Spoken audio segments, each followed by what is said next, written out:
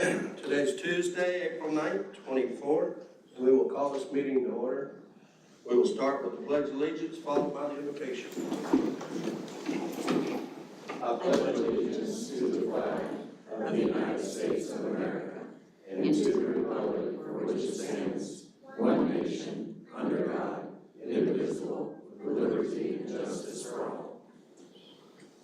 Mr. Wood. If you will bow your heads and pray with me. Dear Heavenly Father, we just don't even know how to thank you properly for the blessings that you continue to put upon each and every single one of us in this great community that we live in. And we've got a great future ahead of us with beautiful children coming up in our schools and our leadership to the future that we're going to have to look forward to with them.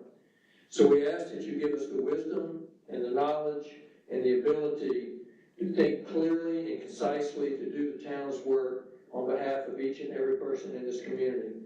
In Jesus' name we pray, amen. Amen. Okay, we'll move on to the adoption of the agenda. Mr. Cease, is there any changes to the agenda? No, sir, no changes to the agenda. If not, is there a motion to accept? So moved. Second. All right, any discussion from council? All in favor say aye. Aye. That's unanimous. Now we'll go to the adoption of the minutes from the meeting on 3/12/24. Has there been any changes to this, Steve? None of this council has any changes they want to make before adoption. I move for approval. Any discussion? Second? Second. All in favor? Aye. That's unanimous. All right, we'll move to presentation, celebrations, and recognitions. First up is the Beaufort County School District Character Student of the Month. If the Student of the Month and the family and teachers will come to the front.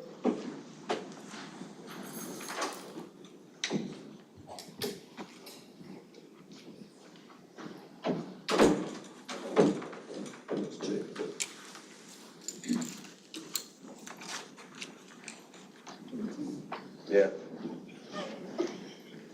This is Miss Avery Dehan? Dehan. Hi. You must be special. You got a lot of people up here with you. Did you do something super cool? No? Listen to everybody. Would anybody like to talk about her? Teacher, mom? Sure. Our counselor, Dr. Hannes. Hi everyone, my name is Dr. Becky Hannes. I'm the school counselor at Red Cedar Elementary. And Avery, we're so glad to have you here today. And this is what your teacher said about you.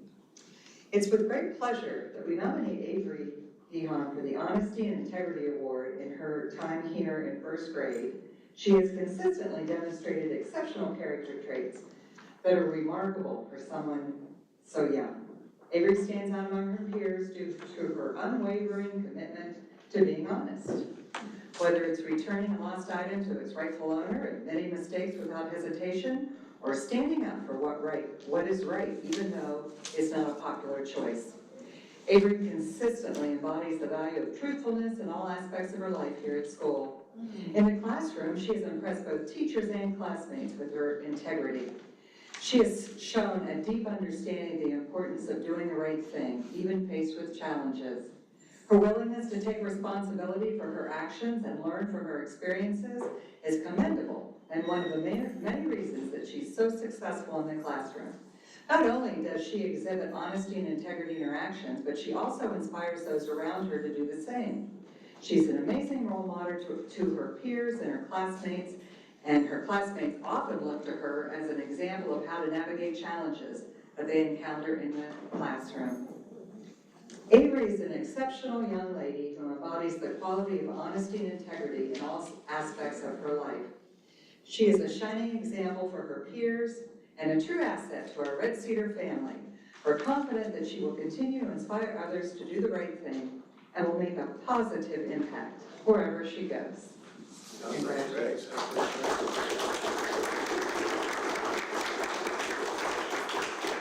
Well, since you've been so good, I just want you to make you feel special and a couple of these little things right here. So you're real important now.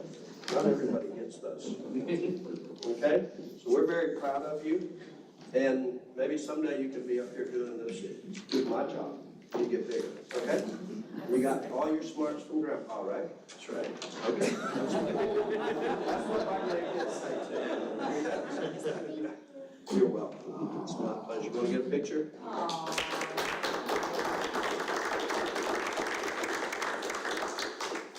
One, two, three. Great.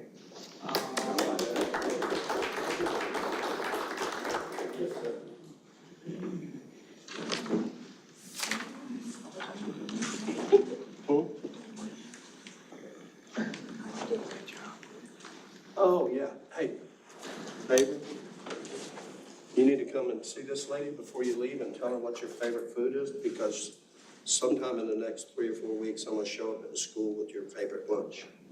Just for you, okay? Even if I can't stay in there and eat with you, I'll bring the food. Crab legs, come on. No, I'll stay there. Okay, up next we have a proclamation, Fair Housing Month proclamation. Whereas April 11th, 2024 marks the 56th anniversary of the signing of the Title VIII of the 1968 Civil Rights Act, as amended, which guarantees fair housing opportunities for all Americans. And whereas the principle of fair housing is not only state and national law and policy, but a fundamental human concept of entitlement for all citizens. And whereas the town of Bluffton desires that all its citizens be afforded the opportunity to attain a decent, safe, and sound living environment. And whereas the town of Bluffton rejects discrimination on the basis of race, religion, color, sex, national origin, disability, and/or family status in the sale, rental, or provision of other housing services. And whereas as the community we welcome all good neighbors, recognizing the contributions of richness tendered by a wide variety of young and old, male and female, people of all colors, ethnic backgrounds, and religious traditions. And whereas interested parties from both the private and public sectors will participate in the town, state, and national effort to promote fair housing. Now, therefore, our Larry C. Toomer, Mayor of Bluffton, along with the Bluffton Town Council, do hereby proclaim the month of April 2024 as Fair Housing Month in the town of Bluffton, to establish Bluffton as an inclusive community committed to fair housing for all residents and prospective residents of Bluffton. Dated this day, 9th. Welcome. So is there anybody? Kevin normally comes and gets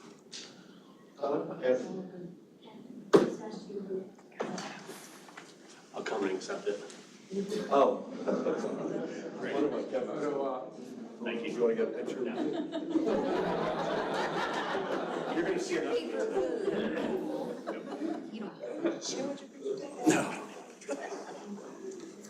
Eric. Arbor Day proclamation, okay. Would you like to come up here, sir? And he's got his beautification committee with him too. Oh, really? Okay. So, Arbor Day proclamation. Whereas in 1872, J. Sterling Morton proposed to the Nebraska Board of Agriculture that a special day be set aside for the planting of trees. And whereas the holiday called Arbor Day was first observed with the planting of more than 1 million trees in Nebraska. And whereas Arbor Day is now observed throughout the nation and the world. And whereas trees reduce the erosion of our precious topsoil by wind and water, lower our heating and cooling costs, moderate the temperature, clean the air and water, and produce oxygen, and provide habitat for wildlife. And whereas trees are a renewable resource, giving us wood for our homes, fuel for our fires, papers, fruits, and nuts for nourishment, and countless other goods and products. And whereas when properly selected, planted in the right places, and tended appropriately, trees in our town increase property values, enhance the economic vitality of business areas, and our beautiful community. And whereas the Bluffton Town Council and Beautification Committee are committed to a Tree is the Key tree management program that promotes a safe, healthy, and attractive urban forest. Now therefore, I, Larry Toomer, Mayor of the Town of Bluffton, along with Town Council, do proclaim Friday, April 26, 2024 as Arbor Day in the Town of Bluffton, and urge all citizens to celebrate Arbor Day and to support efforts to protect our trees and woodlands. Further, I urge all citizens to plant and care for trees to promote the well-being of this and future generations. So, Beautification Committee? Yes, sir. Yes, sir. So, who wants to carry that? You the man. Y'all want to get You the man. Great job. Get on in here. We love our trees. Two, there you go. I think one more. One, two, three. Great, thank you. Thank you.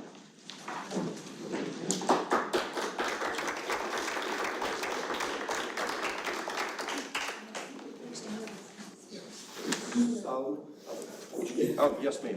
You want to come up? Next, we have a Child Abuse Prevention and Awareness Month proclamation. Hi. Hi. Whereas South Carolina's future prosperity is dependent on nurturing the healthy development of 1.1 million children currently residing in the diverse communities across our state. And whereas all children deserve to have a safe, stable, nurturing home and communities that need to foster their healthy growth and development. And whereas in fiscal year 2023, there were 8,304 children in founded investigations of child maltreatment in South Carolina. And whereas in fiscal year 23, Child Abuse Prevention Association, known as CAPA, C-A-P-A, housed 96 children, and Hopeful Horizons conducted 404 forensic interviews for cases of alleged child abuse and neglect. And whereas child abuse is a public health issue with serious social consequences, as data shows the link between the abuse and the neglect of children in a wide range of costly medical, emotional, psychological, and behavioral problems into adulthood. And whereas preventing child abuse and neglect must be a priority that requires individuals, families, youth-serving organizations, faith-based groups, businesses, government agency, and everyone that makes up our community to support the physical, emotional, and educational development of all children and their families. And whereas effective child abuse prevention exists in communities that provide parents with the social support, knowledge of parenting and child development, and concrete resources they need to cope with the stress and nurture their children. Help to ensure that all children grow to their full potential. And now, therefore, be it resolved, the Town of Bluffton, South Carolina, in conjunction with Hopeful Horizons Child Abuse Prevention Association and support service programs around the state, designates the month of April as Child Abuse Prevention and Awareness Month, while urging all citizens to dedicate themselves to protect quality of life for every child. Well needed. So, would y'all like to talk about your organization and give everybody a little better idea of what you do? I was told that that you would rather it go quickly, but Go ahead. I'd be happy to. I'm Sally McAllister. I'm on the board of directors of Hopeful Horizons. We're a very comprehensive organization that works with both children, adult, men and women, anyone who's affected by child abuse and also rape and other issues. And we have a shelter in the Beaufort area, but also have our services are anything from helping with legal issues to counseling to sheltering and helping with other needs as well. So I'll just kind of leave it at that. Yeah, it's a very worthy cause, and we appreciate you.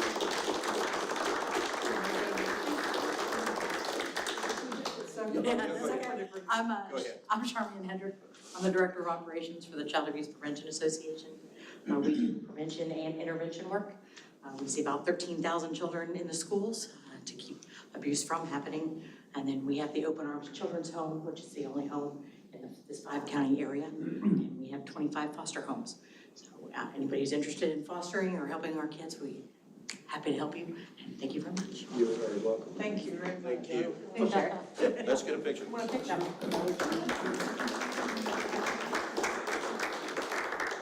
Two, three.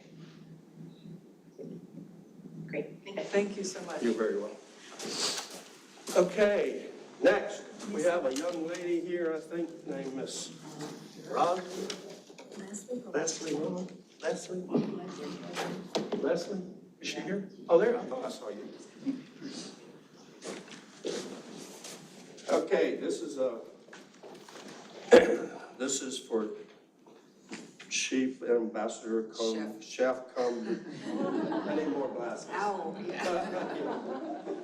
Whereas South Carolina Governor Henry McMaster named Bluffton chef and founder of the Cottage Cafe, Leslie Rollin, as the 2024 South Carolina Chef Ambassador. And whereas Rollin will represent Bluffton and the Low Country region for this appointment as one of the 3 chef ambassadors in the state. And whereas Leslie Rollin was chosen for the statewide title by state officials, including the governor, South Carolina Governor Henry McMaster, Commissioner of Agriculture Hugh Weathers, and the Department of Parks, Recreation, and Tourism Director Dwayne Parrish. And whereas Rollin's appointment as a South Carolina Chef Ambassador follows the Cottage Cafe, Bakery, and Tea Room being named one of America's top 70 small businesses by the U.S. Chamber of Commerce in September 23. And whereas the South Carolina Ambassador Program was created in 2014 to highlight South Carolina as a destination for culinary diversity, and whereas the town of Bluffton leaders congratulate Leslie Rollins' Chef Ambassador appointment and Rollins' impact on the community by the founding of the Juice Hive, ownership of the Village Pasta Shop, and creation of May River Coffee Roasters. And now, therefore, I, Larry Toomer, along with Bluffton Town Council, do hereby commend Leslie Rollin for her appointment to the 2024 South Carolina Chef Ambassador and her representation of Bluffton in the Low Country region as she showcases South Carolina's culinary offerings throughout the year. In witness thereof, I have here set my hand and cause a seal. Nice. So, Thank you. thank you. You're the one that works all the time. This lady works more than I do, I know that.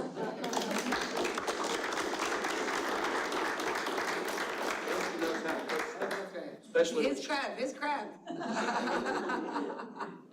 Thank you for that. You're welcome. Great, thank you. Thank you very much. Thank you Great, very thank much. you. Congrats.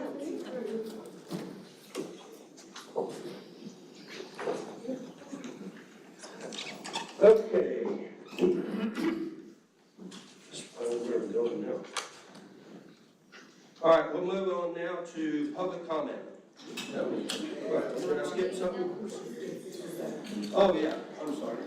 Okay. Hey, you didn't want to talk to us anyway.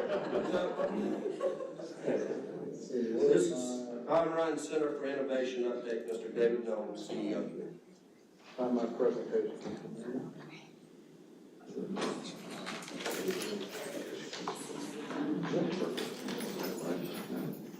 Mr. Mayor, members of council, Mr. Town Manager, it is my pleasure to present you a quarterly update of the Don Ryan Center for Innovation.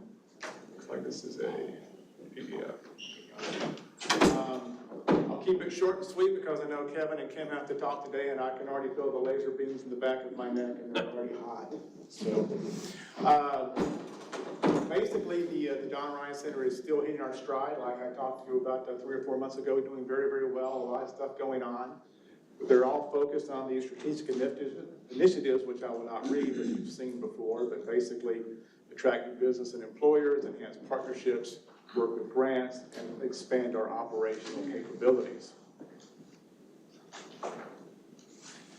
In general, we are doing, actually not even in general, we are doing very, very well. Like I said, we have been hitting our stride for a couple of years. We just received the Golden Oyster Award for the Bluffton Chamber of Commerce, Member of the Year, Greater Bluffton Chamber of Commerce, thank you.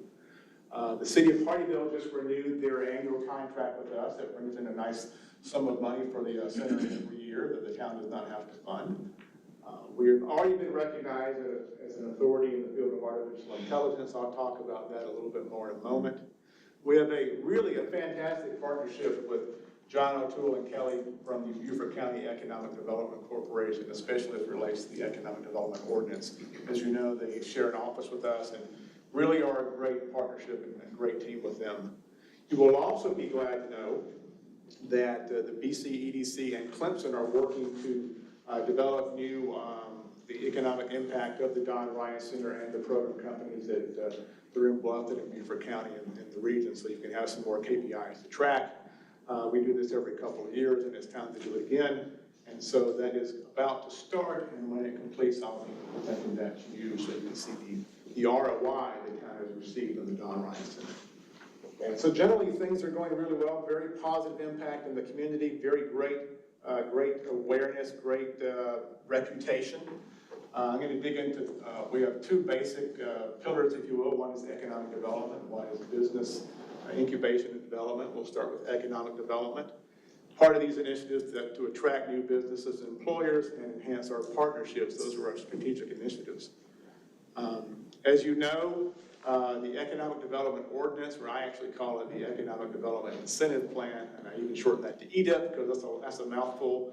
But the EDIP plan has already been effective. Chris is doing a fantastic job guiding us in that direction. The Solomon Properties property opened broke ground recently, a $10.8 million property that we're giving some support to, as well as the Beaufort County Economic Development Corporation.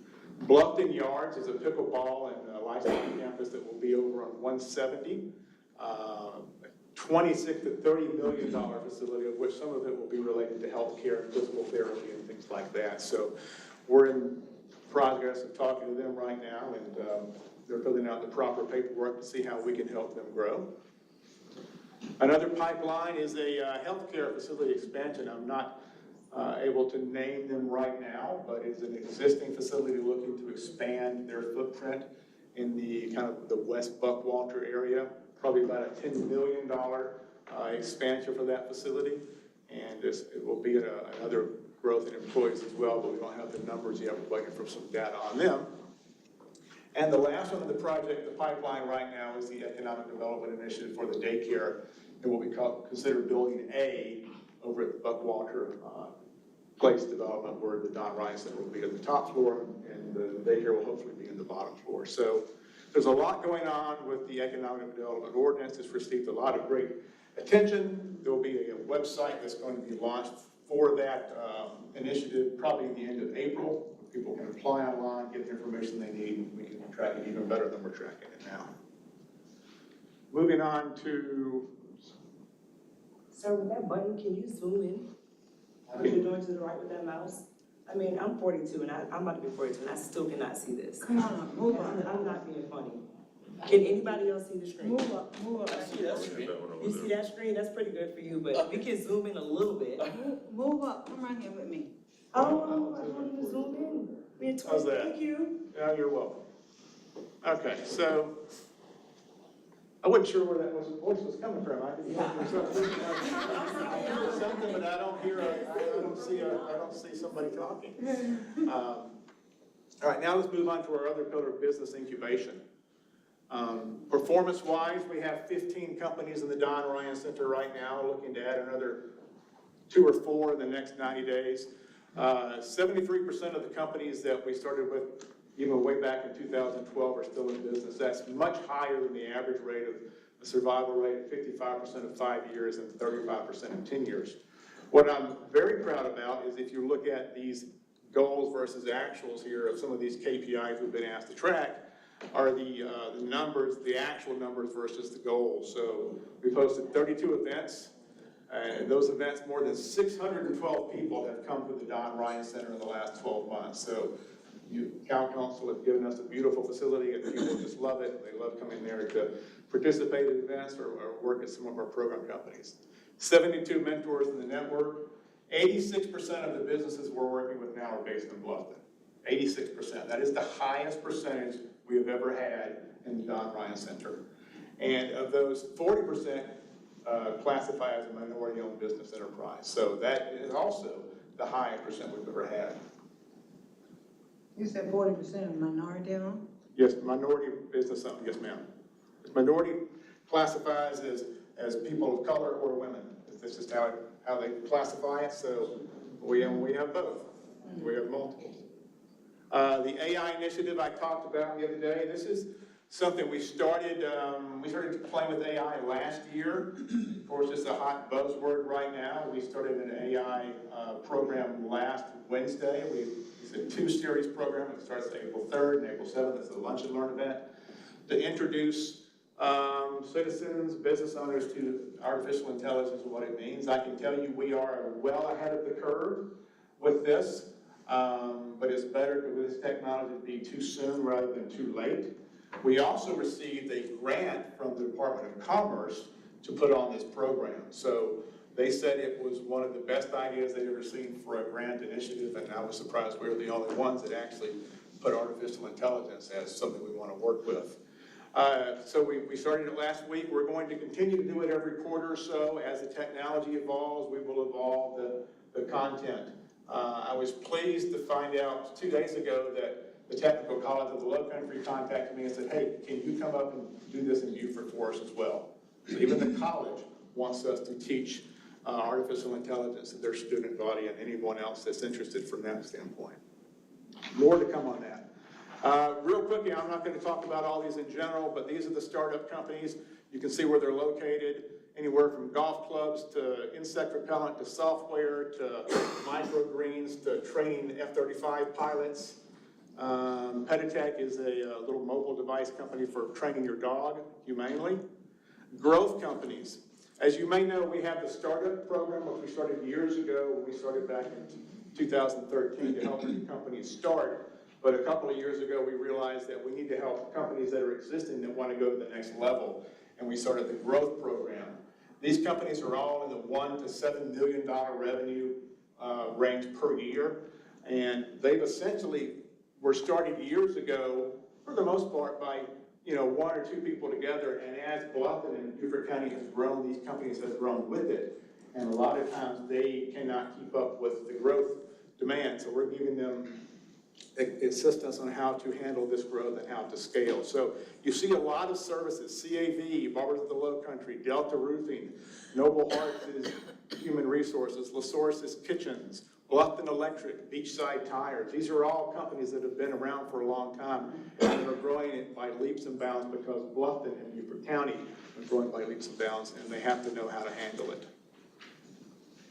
Let's see. I'm a Mac guy. All right, so what's next? Where are we going next? We have a program beyond. This is going to happen in Q3. This is going to be called Thrive. Just like we have startup and growth, we recognize a need to talk to these other companies that are beyond the growth stage, but need to talk to us just every now and then. The growth companies meet with us every other week, same day, same time. Some companies don't need that. They need more of a check-in every quarter or every 6 months. So the Thrive program will be another paid program at a high level to kind of check in with these companies, whether they went to the Don Ryan Center or not, and give them some feedback from our staff and from our mentors of here are things you could be doing better, here are things we suggest you do, here are things we don't think you should do. So that'll be Thrive coming out in Q3.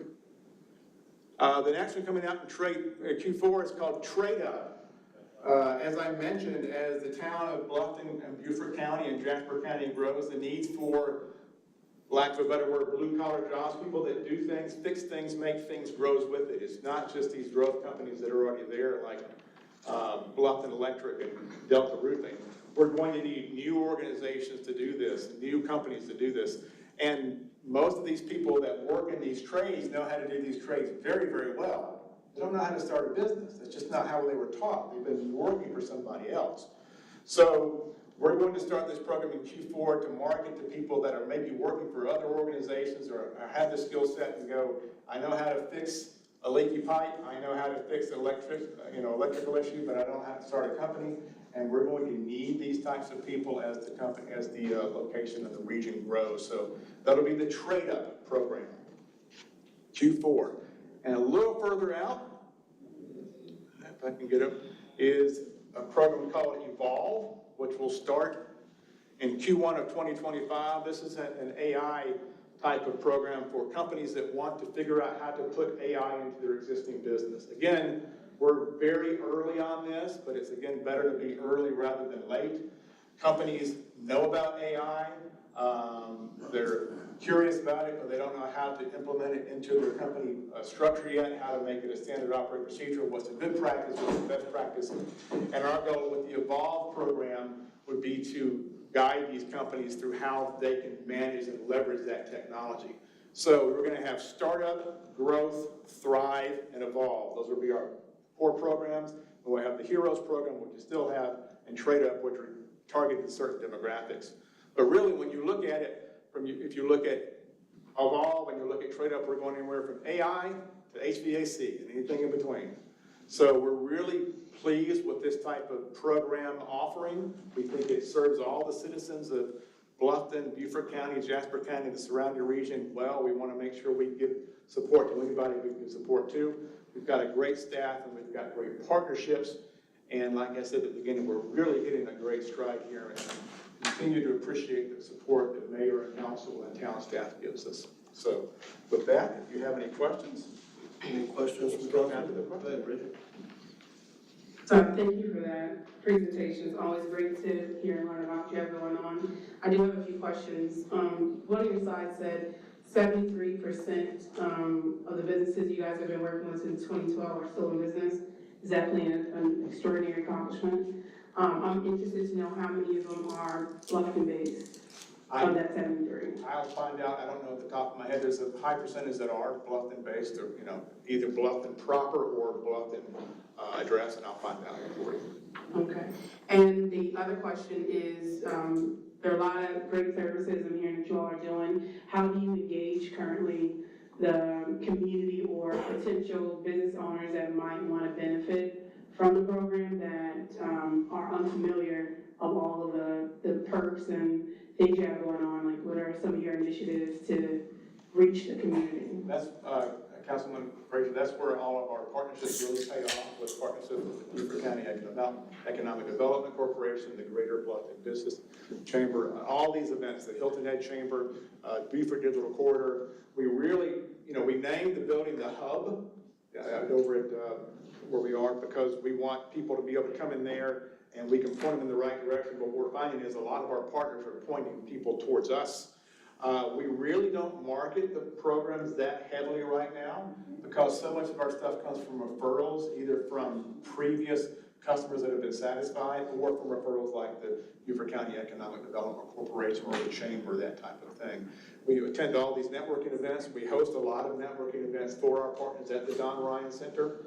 When I said we had 612 people come through last year, it's not because we had them all come in. We had our partners work with them together, because our strengths are economic development and business incubation. These other partners have different strengths, and that's why we all work together in this community. Right. So is that something, because partnerships are definitely good to have, is that something you find is not necessarily a need because of the partnerships to have a, who knows, like a membership drive of some sort with Bluffton residents, as this is a organization that is supported through the town's budgets and initiatives for those who might want to tap into that may not be affiliated through the chamber or the economic development organization? Like, is there a time that you maybe once a year do that reach out to those who are interested? And I should clarify, thank you for the question. I should clarify that we do some advertising. We try to keep that marketing spend low because we're getting so much throughput from other areas. We do have a membership program. We have probably 1,032 members or so.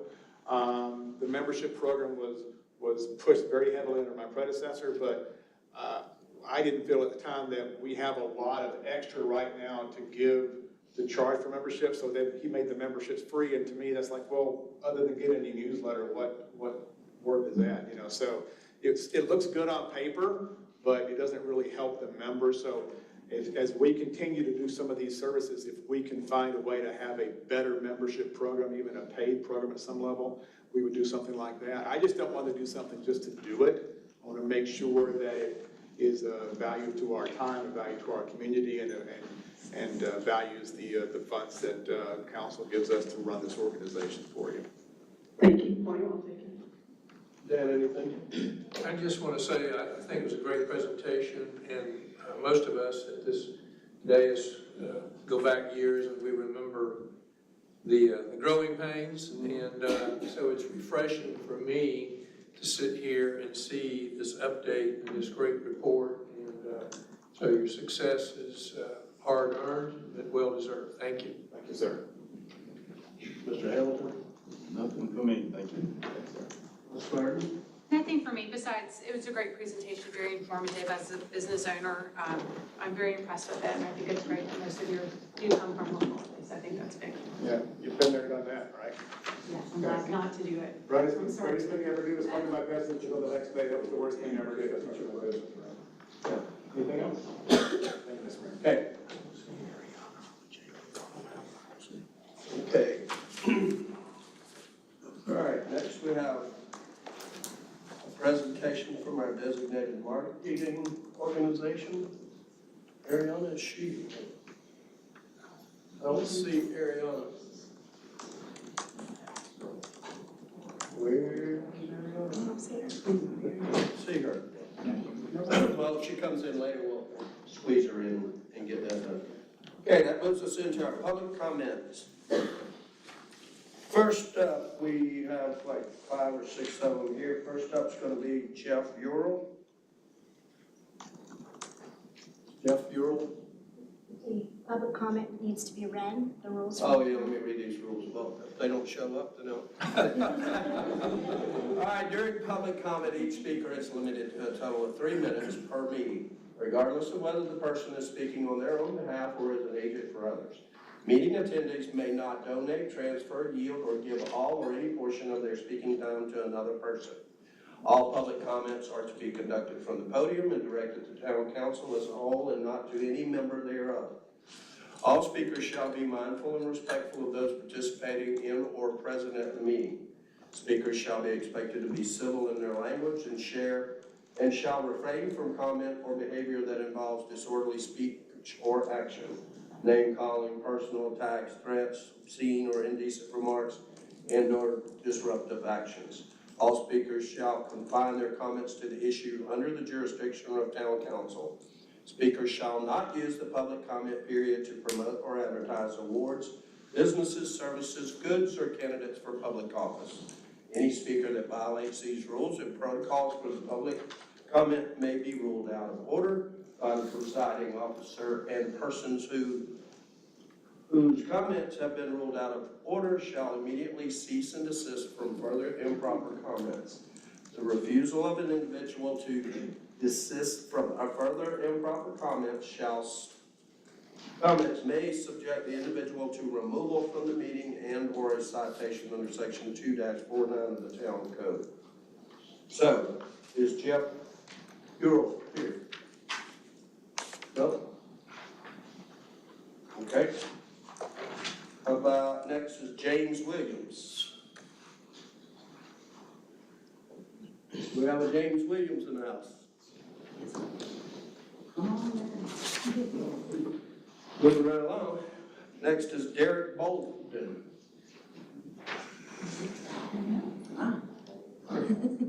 Derek Bolden.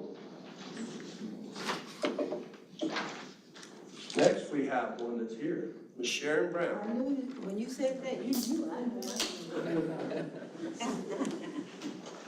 Good evening, Town Council. My name is Sharon Brown. I live at 163 Buck Island Road, and thank you so much. So I always like to start out with our mission statement. You know, it says, we take care of our citizens, the town, and each other by continuously making our community and organization better. So the question is, I emailed the chief of police 3 times to ask for a public meeting for what I felt was an injustice of arrest on Bridget Frazier. Never got an email back from you, chief, but then Mr. Steese, town manager, stepped in and gave me this smoke screen that says, thank you for reaching out and sharing your concerns related to this incident. We have had conversation internally about this incident, as well as reviewing our policies related to the arrest for these charges.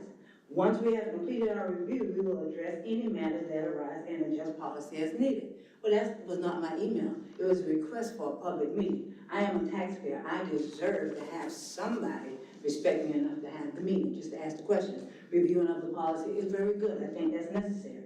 Now, I have heard that some people here in Bluffton are tired of me talking about race when it comes to these meetings. Well, here you have it. If people stop being racist toward us black folks, we all are treated, and when we all are treated equally, then I will come up here and stop talking about race. So we already know we got a problem, because you can look around this room and see who all is employed, what the majority of the colors are, okay? But with that said, so now it's time for us to take a stand and stop being disproportionately victimized in this community. We need change. We need to change the trajectory of the racial climate here in the town of Bluffton. When George Floyd protest was taking place for the injustice on how inhumane he was treated and died at the hands of a white cop, well, to do this, we need to, number one, rename Calhoun Street, because as we know, John C. Calhoun was a U.S. Vice President, then Senator, and a white supremacist. Okay, he didn't just embrace the racist ideology, but he dehumanized black lives. He was the architect of it. And I'm not sure how I start, but I will be pursuing that. And I should hope that you town council people will support the name change in order for us to be equal and for order us to move on. We know that the ratio with us African Americans here in the town of Bluffton, it seems like we're trying to be erased.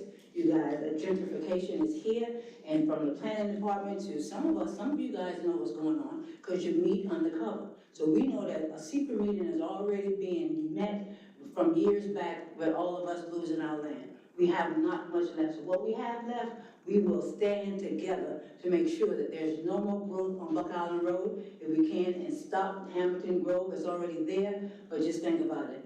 A 400K community in a middle income residence. Who thought of that? And we know who did that. Thank you for your time. Thank you, Ms. Brown. Up next, we have Chantel Richardson.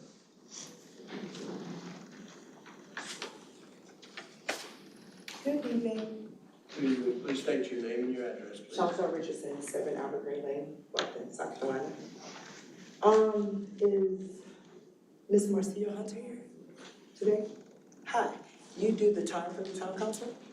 Do you set the time? Speak in the mic, please, if you Oh, want. I'm sorry. We can't hear you. Do you set the time for the meetings that are set for the town council meeting every Tuesday? It is set through IT. Okay. The times are set by the mayor and Oh, council. you're talking about the meeting times. The time that we're on now at 5 p.m., who makes the time? That's mayor and council who sets time and date for meetings. Okay. Is it possible for you to think about the demographic along with the parents, sports, activities? 5 p.m. is tough. If you look around, half of my peers are not here because they cannot make it here. So I just want y'all to take that into consideration. I asked for that about 2 years ago. 5 p.m. is tough for anybody at the age of 40, 42 to be here at 5 p.m. with teenage kids. Okay. Second, I just want to touch back on the March 14 meeting. I asked you guys with the neighborhood meeting about the engineering class that was filed by Hamilton Grove or PRP or DAI or wherever my research takes me. So when it comes to the town of Bluffton, who was the official people who filed the permit for Hamilton Grove? Through the town of Bluffton. That's one question, because I don't want to take my time. Second question. I reached out to BJW SA, Jason Quick. I'm still waiting on a response because he was the one to sign off on most of the plats that were filed in the last 90 days. Waiting on a response. Article, January 7, 2024, the 15 acres was spoke about with the town about purchasing it for $2.5 million. We did not purchase it, correct? From the Island packet. You're speaking of Hamilton Grove? It was an article, no, but Indigo Grove. Hamilton Grove was not from Indigo Grove. It was an article written in the Island packet, January 7, 2024.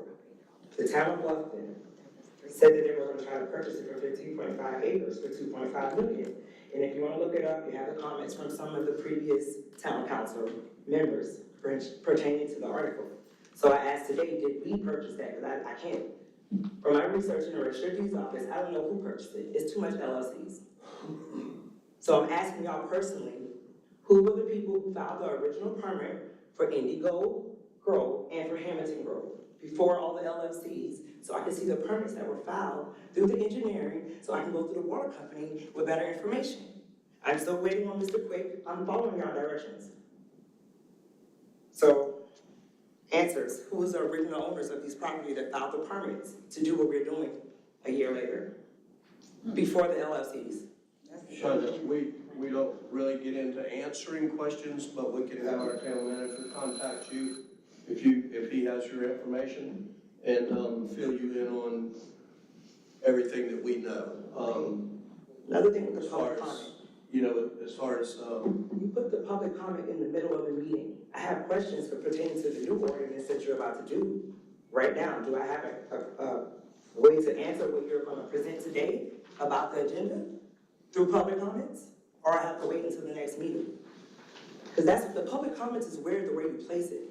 I'd rather sit through the whole meeting and question you on what I kind of visualize and learn today. The council would have the right to entertain any questions when that agenda item comes up. But the 3 minutes for your public comment have expired. So what I'm asking now, after the agenda, with the new ordinance that you're about to present today in the agenda, do I have another time for public comments on what you're gonna present today? It's up to council as to whether they will answer questions. Okay, thank you, sir.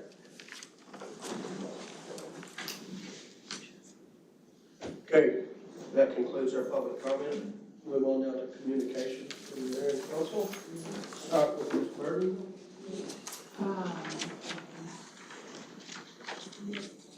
I just want to say it's been a great first month of serving on council along with all of you. Lots of meetings, some ribbon cuttings. It's been jumping right in. I've enjoyed it, and thank you to everyone who's helped me and answered all of my questions.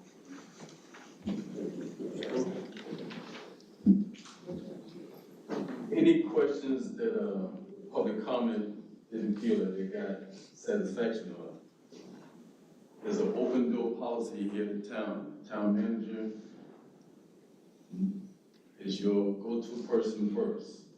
And if he doesn't answer your questions to your satisfaction, you can always call me and I'll get your answers for you. Thank you. Mr. Wood? Yeah, I just want to take just a moment. I didn't do this before, but I want to thank staff. You know, one of the things we take pride in is our parks, and we upgraded Dubose Park recently, and it's been well received, so I just want to say job well done, and thank you for that. Ms. Frazier? Nothing? Okay.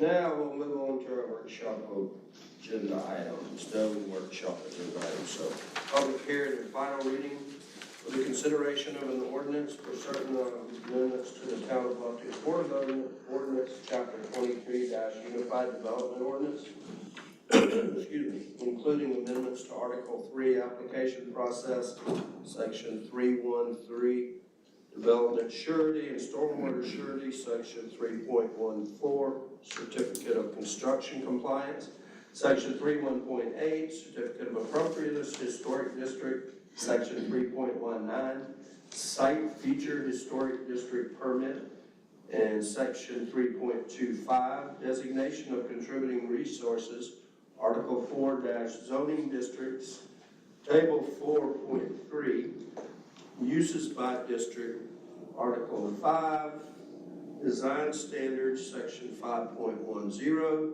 Stormwater, 5.11 Parking, and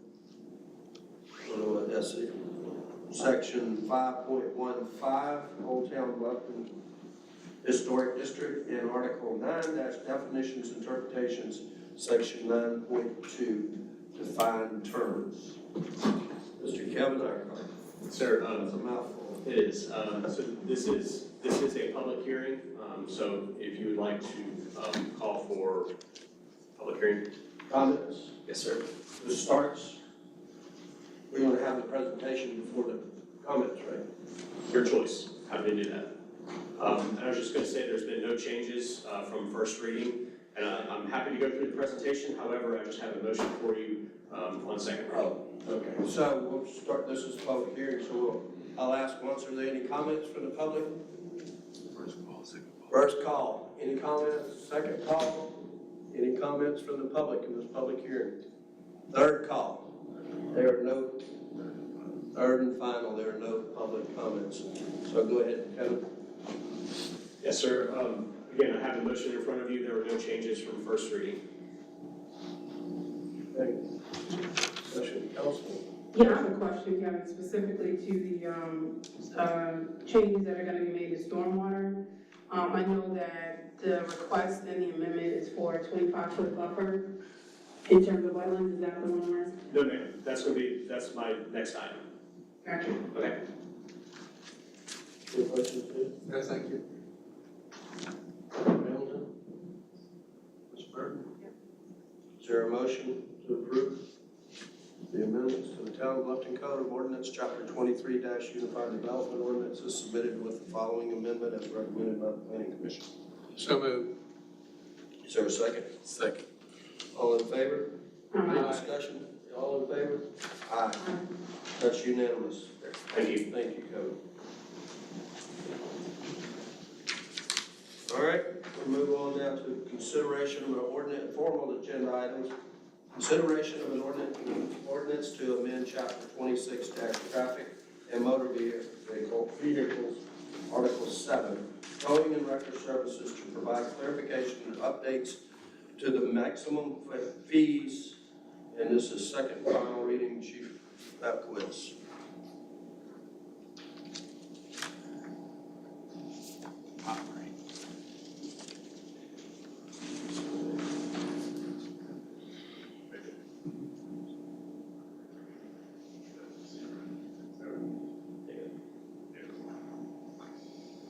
Good evening, Mayor and Council. This is the second reading for Chapter 26, Traffic and Motor Vehicles, Article 7, Towing and Record Services. The primary change was to update the rate schedule to reflect the type of fees and rates defined by neighboring jurisdictions, to reduce tow company billing errors, improve cost reasonableness, and establish better consistency in customer expectations. At the March 12th Town Council meeting, Mayor and Council approved amendments to the town's towing ordinance with the following changes. Number one, it was recommended that under section 26-173G, personnel and operators, the requirement for adequate background checks on drivers be changed or removed. What we decided was we were actually just going to completely delete that section, and so that's no longer in the ordinance, is our proposal. Number two, it was recommended that tow companies provide a secondary form of payment. Section 26-174B, it says that towing companies must accept forms of payment other than cash at the point of transaction. And number three, it was suggested that some of the rates were high. The following fees from section 26-177 have been lowered. Tows exceeding 1 hour from 200 to 125 an hour, and gate fee for customer requested pickup after normal business hours from 75 to 50. Real quick, does everybody have a chart here that I kind of passed out? Hopefully, I know last month it was a little confusing. Hopefully this kind of clarifies it a little bit. But one other, I spoke with town manager before this meeting, and one proposal that we had was talking about the tows exceeding 1 hour. That is something new. I believe we had it at 125 per hour. And we were looking to maybe even shorten that even more to maybe do every half hour, or if the council and mayor would like, we can make it every 15 minutes to shorten that fee. So if a tow takes an hour and 15 minutes, they're not getting charged for the full hour. I'll take any recommendations with that.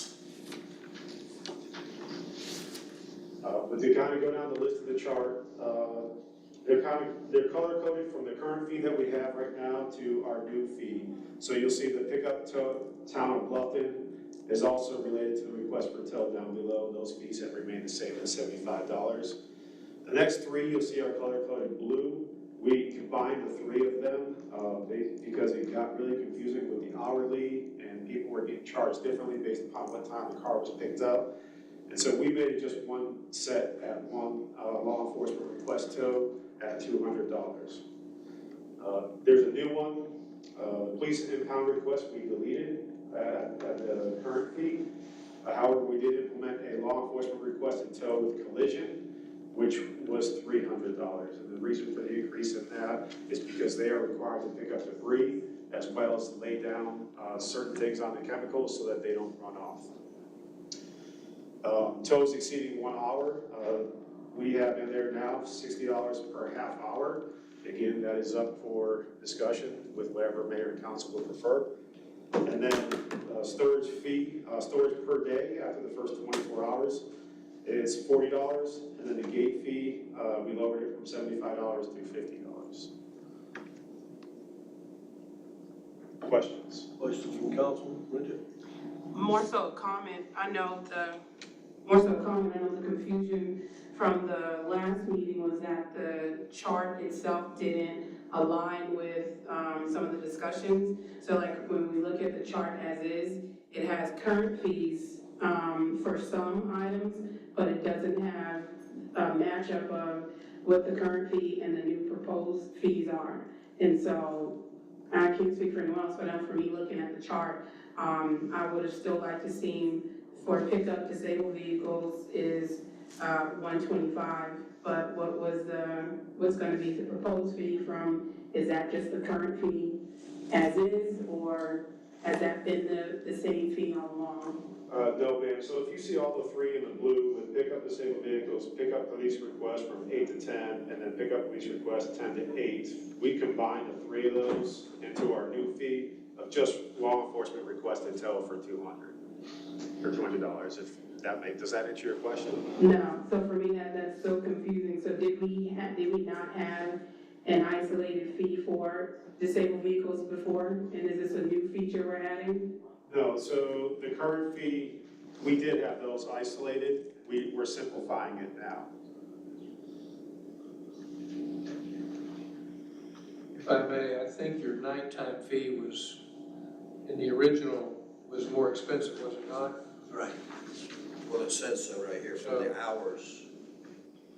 8 a.m. So to 10 p.m. is less than 10 p.m. to 8 a.m. So you're consolidating those two Yes, sir. to 300, To 200. or 200. Where first, last blue month.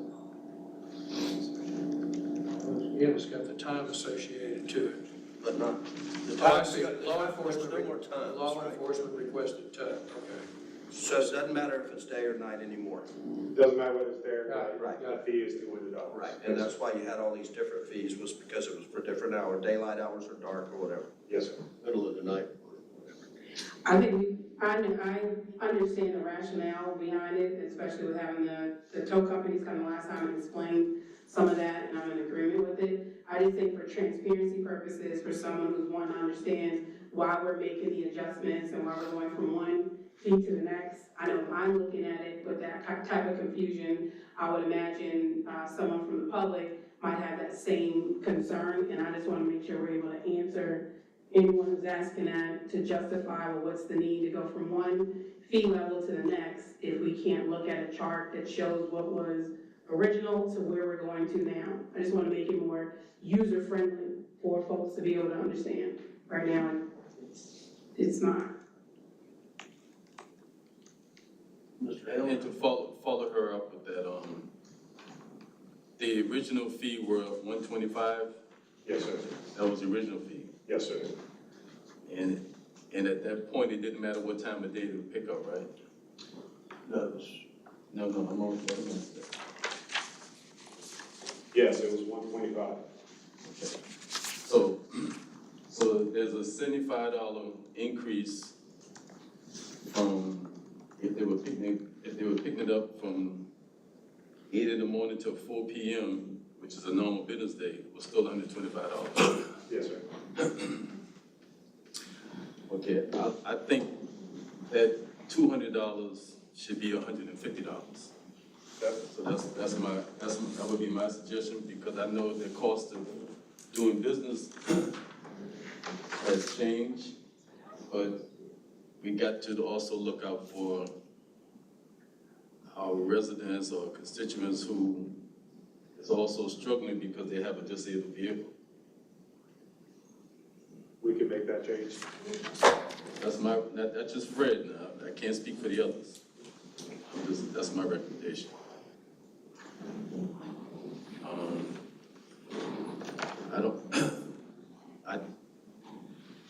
The law enforcement request total collision, new fee is $300.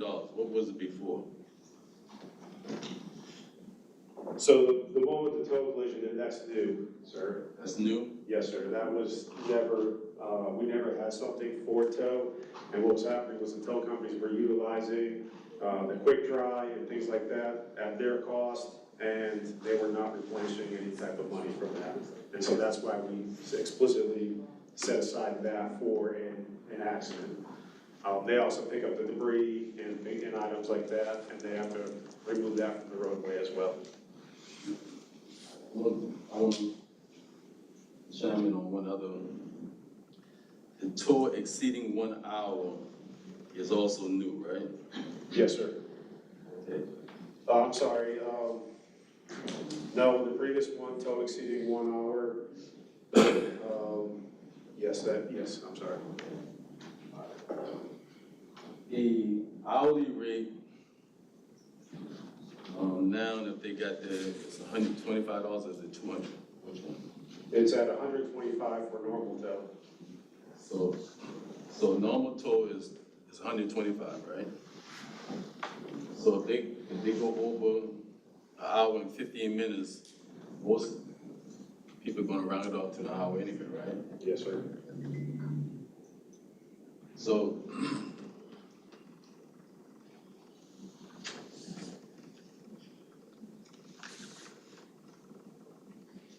I've struggled with that because they're already there. If they had to come, if they're already at the scene and for some reason, it took them 15 minutes longer, they're gonna want to be compensated for their time, right? But since they're already at the scene, this prorated time, it could be 15 minutes prorated, it could be 30 minutes, or it could be 45 minutes. But I think we should prorate it at a half an hour at $50. That's my suggestion.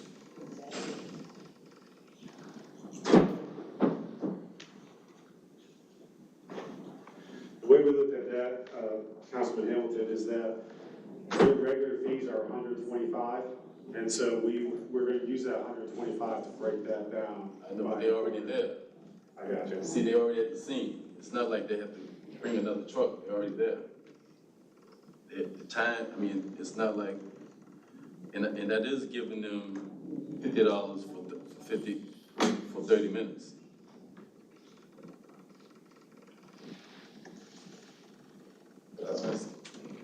Ms. Burton, you have any comments, or? My question, Gina, what did the county and the state charge for these? I mean, if we did a law enforcement requested tow?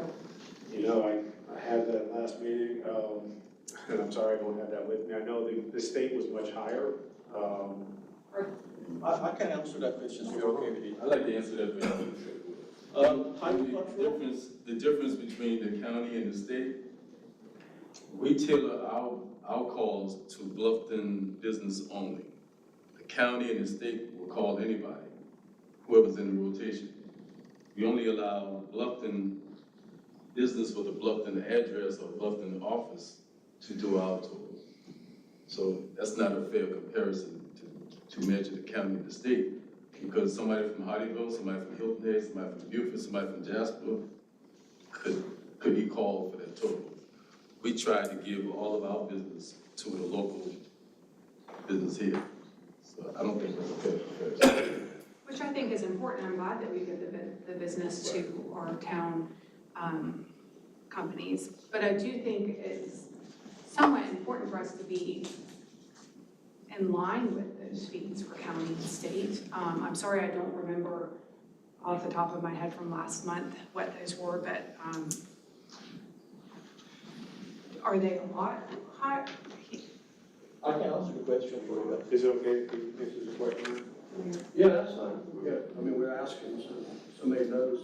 Hey guys, hey, I'm Sid, I'm the owner of DNS Garage.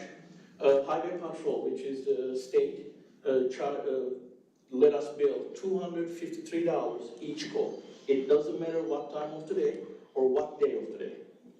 And on top of that, after 12-hour waiting period, they let us charge $43 a day for storage. That's what the Highway Patrol does. Beaufort County let us charge $280 for non-business hours and $250 during the business hours tolls. These are all rotation calls. And they let us charge $55 a day after 12 hours of waiting period. So that's what they let us charge. And there's, with the county and the state, is there any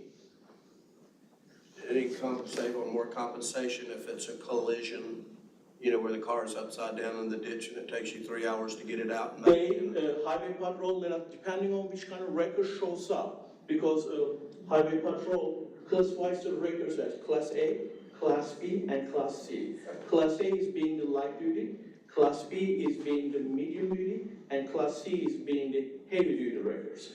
So I own Class A and Class B towing records, and for the Class A, it's $150 an hour, anything exceeding for special operations. And the Class Bs are around $210 for the Class Bs. Beaufort County don't have any kind of ordinance for that. Thank you. Do they charge extra if that takes longer than an hour? It goes into, yes, it goes into special operations of pricing, and then you're allowed to charge more. Usually, every time state and Beaufort County thinks that it's going to take us an hour to recover the vehicle or anything that we are called for, and then anything over that, we are allowed to charge hourly rate. It's 30 minutes increments. Thank you. You're welcome. Thank you very much. We're still open for discussion. I just want to make a comment. I had to have 2 cars towed the other day, one for my brother and one for my daughter, and it was a quick $250. I want us to keep in mind too that in business world, doing business today costs a whole lot more than it did just 4 or 5 years ago. And those of us that are in business are well aware. I mean, you can tell it at the grocery store, you can tell it at the gas pump, you can tell it when you take your car to the shop to have tires or brakes or rotors or whatever may happen. Everything has gone up tremendously in the last 5 years as far as the cost of doing business, insurance rates, the value of a vehicle, a record, you know, where you might buy a record before for 60 or 70,000, now it's well over 100 and something.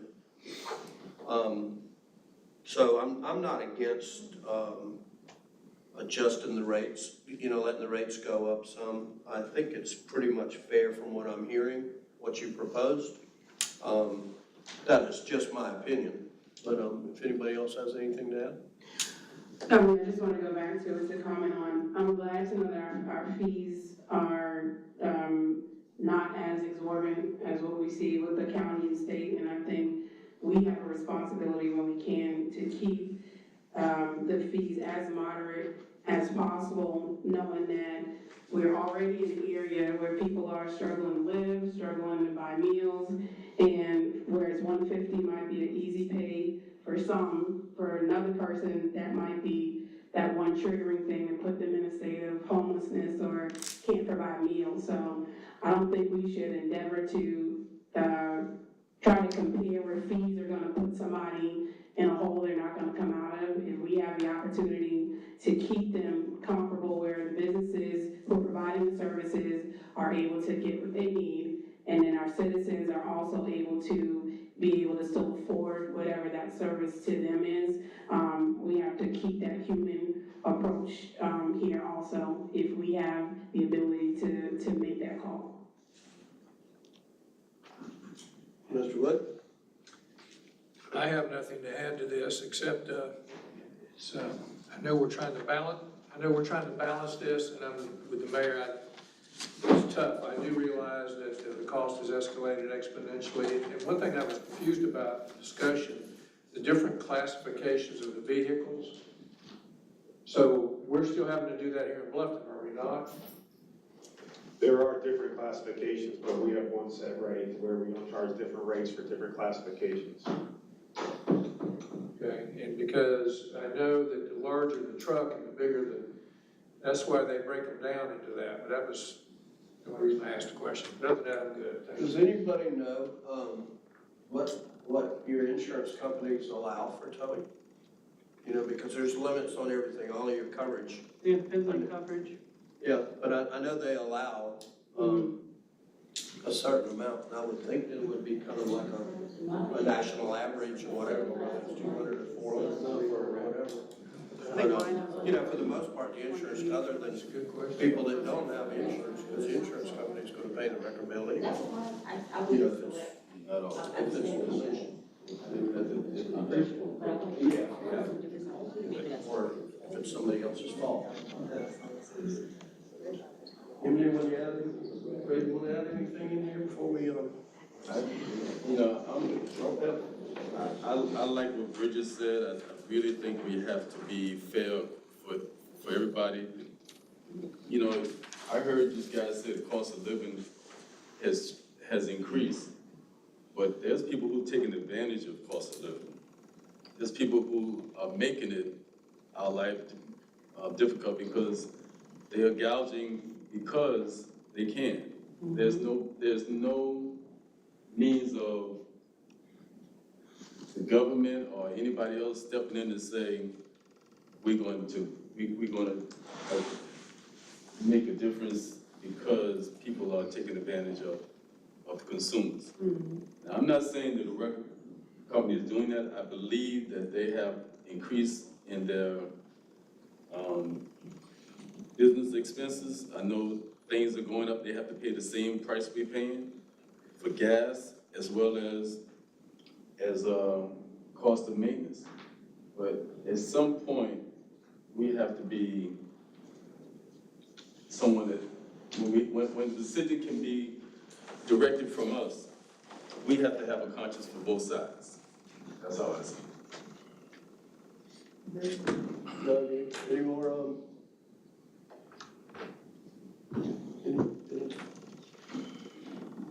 any more comments? Stephen? I was just gonna say that if you do wanna move forward and go ahead and do second reading tonight, that if you would like, there's a recommended motion on, in the packet.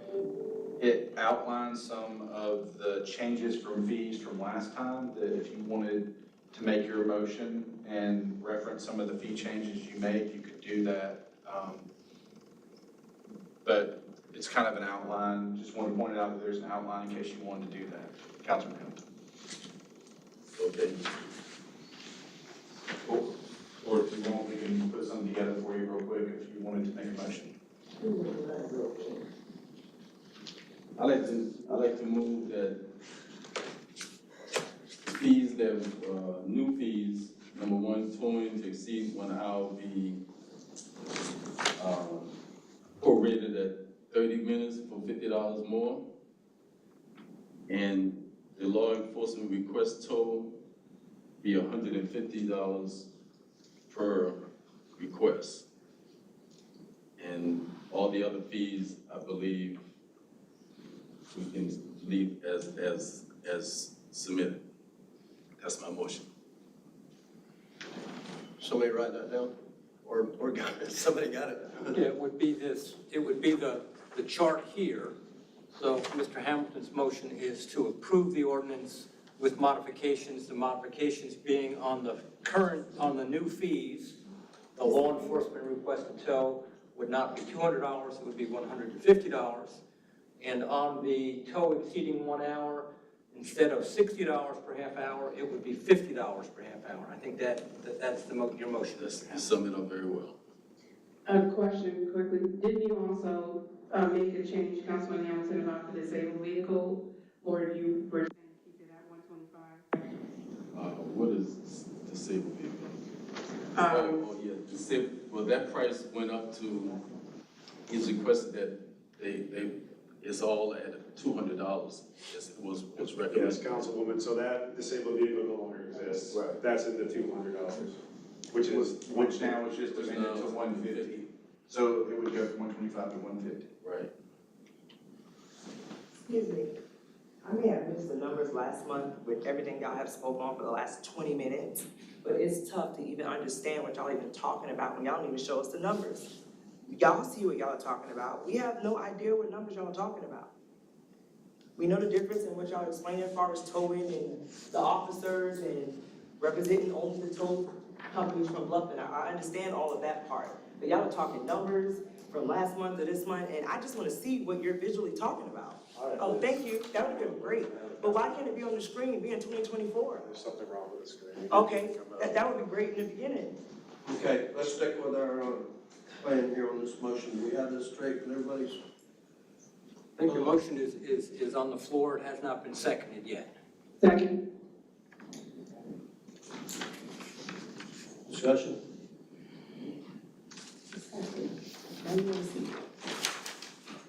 I'm a little uneasy about,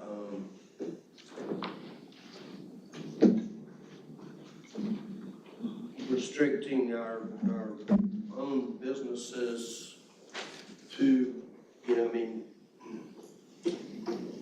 it's like they're, because they're in the town of Bluffton, they have to work for less of a profit than if they were in the county. I'm not sure what that would do to our rotation or our dependability, but if I were in the record business and I got a call, like I had a choice of calls where I could go to Beaufort County just outside of our limits and make $250 or $300 or whatever is allowed by the county. But if they take your call or our police department's call, then they're restricted to $150, and I don't like to be a part of setting those I think you're missing. perimeters, you know. I think you're missing the point. They're all getting a raise. They're all getting. $25 is what you're saying, right? Is that what I heard? You said 150, Terry? Yeah, Mr. Hamilton's motion is 150. $25, fuel's $4 and something a gallon. I know. And it used to be $2, you know, just 5 years ago, so. But if we were gonna have that conversation, like it's always gonna be a request, everyone's gonna always wanna maximize profit, so it's never gonna be really a perfect situation, but I remember the conversations from two of the companies that we have here. I don't remember it being much opposition in terms of pricing because we were accepting all of the changes that they had an opportunity to workshop and get feedback on. There's only been a modification to 2 instances. It seems that the biggest one where they were not getting back or recouping fees for that collision, they're now getting a $300 opportunity to be able to recoup expenses paid for that.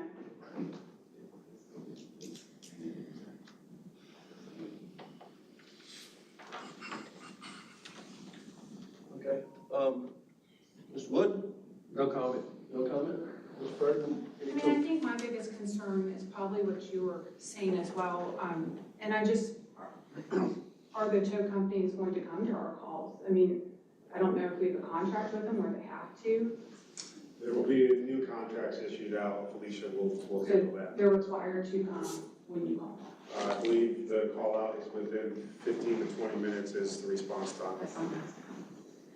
And Mayor, I think your comment as far as the insurance company paying the cost of the towing is a valid one. I mean, if someone's in an accident, their tow company, I mean, their insurance company is going to pay the cost of it. So I don't know if that's something to take into consideration. I did just reach out to an insurance. Everybody don't have full coverage.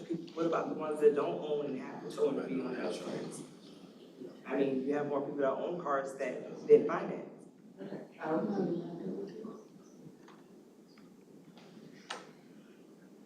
Okay, we got a motion and a second. No more discussion. All those in favor? No. So it's 4-1.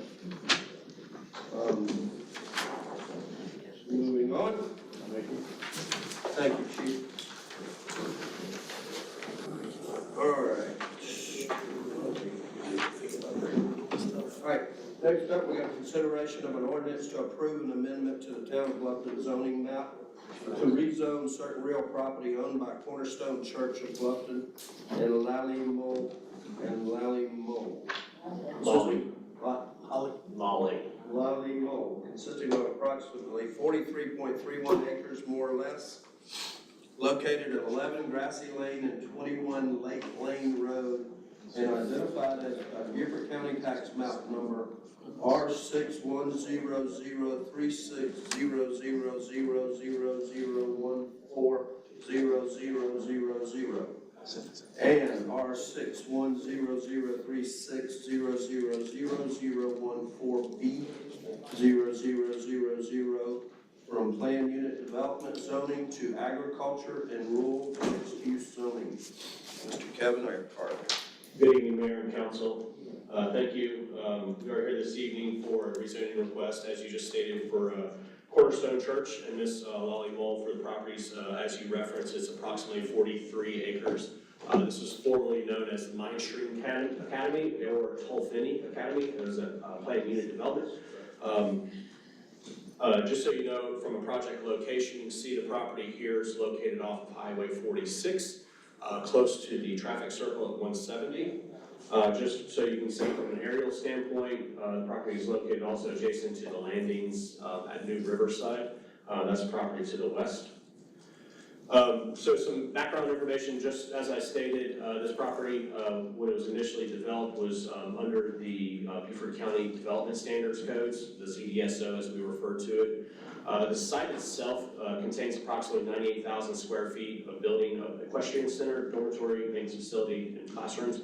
I put that 52,000 square feet in there just to give you a reference point that the open air riding stable, the equestrian park, is approximately 52,000 square feet. So when you see that 98,000 square feet, you think that's a really large number, but in actuality, 52,000 square feet of that is that open area currently.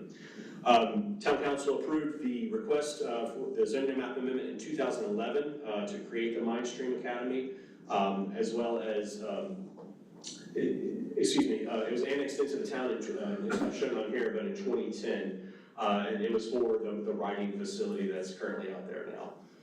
This project did go to the Planning Commission at a workshop in February, and we also had it in front of Planning Commission in March for recommendation to you. Again, the existing zoning here is the PUD. What I wanted to kind of focus on, this is the existing plan and layout. The areas that are highlighted in that seafoam, I'll call it seafoam, is areas that are allowed for future development. So currently the issue is that the site has requirements under that current PUD which limits the amount of development that can happen in phase one. You'll see phase one is that tan color, that's currently where all of the buildings in the pond is located. But future development is allowed in that phase two. The applicant, what they're proposing to do is come in, they would like to rezone this property, downzone it. And I know people always are concerned with a rezoning, that it's an upzoning. This is actually a downzoning. So the property in green represents Miss Mole's property, which is a single family residence, as well as the developments out there, that's the 34 acres. They're requesting to zone this to agricultural, which is listed in our Unified Development Ordinance. And in that front 7 acres would be that rural mixed use category. So here, just wanted to show, this is a representation of the area under current zoning of development, where development is allowed. So the image on the left shows current where future development could happen as of right now. An applicant could come in with a development plan, and as long as they met all of the code requirements, they could develop in those sites. What the applicant is now proposing is that that entire green area would be that agricultural use. Currently, they're proposing to use it for church functions.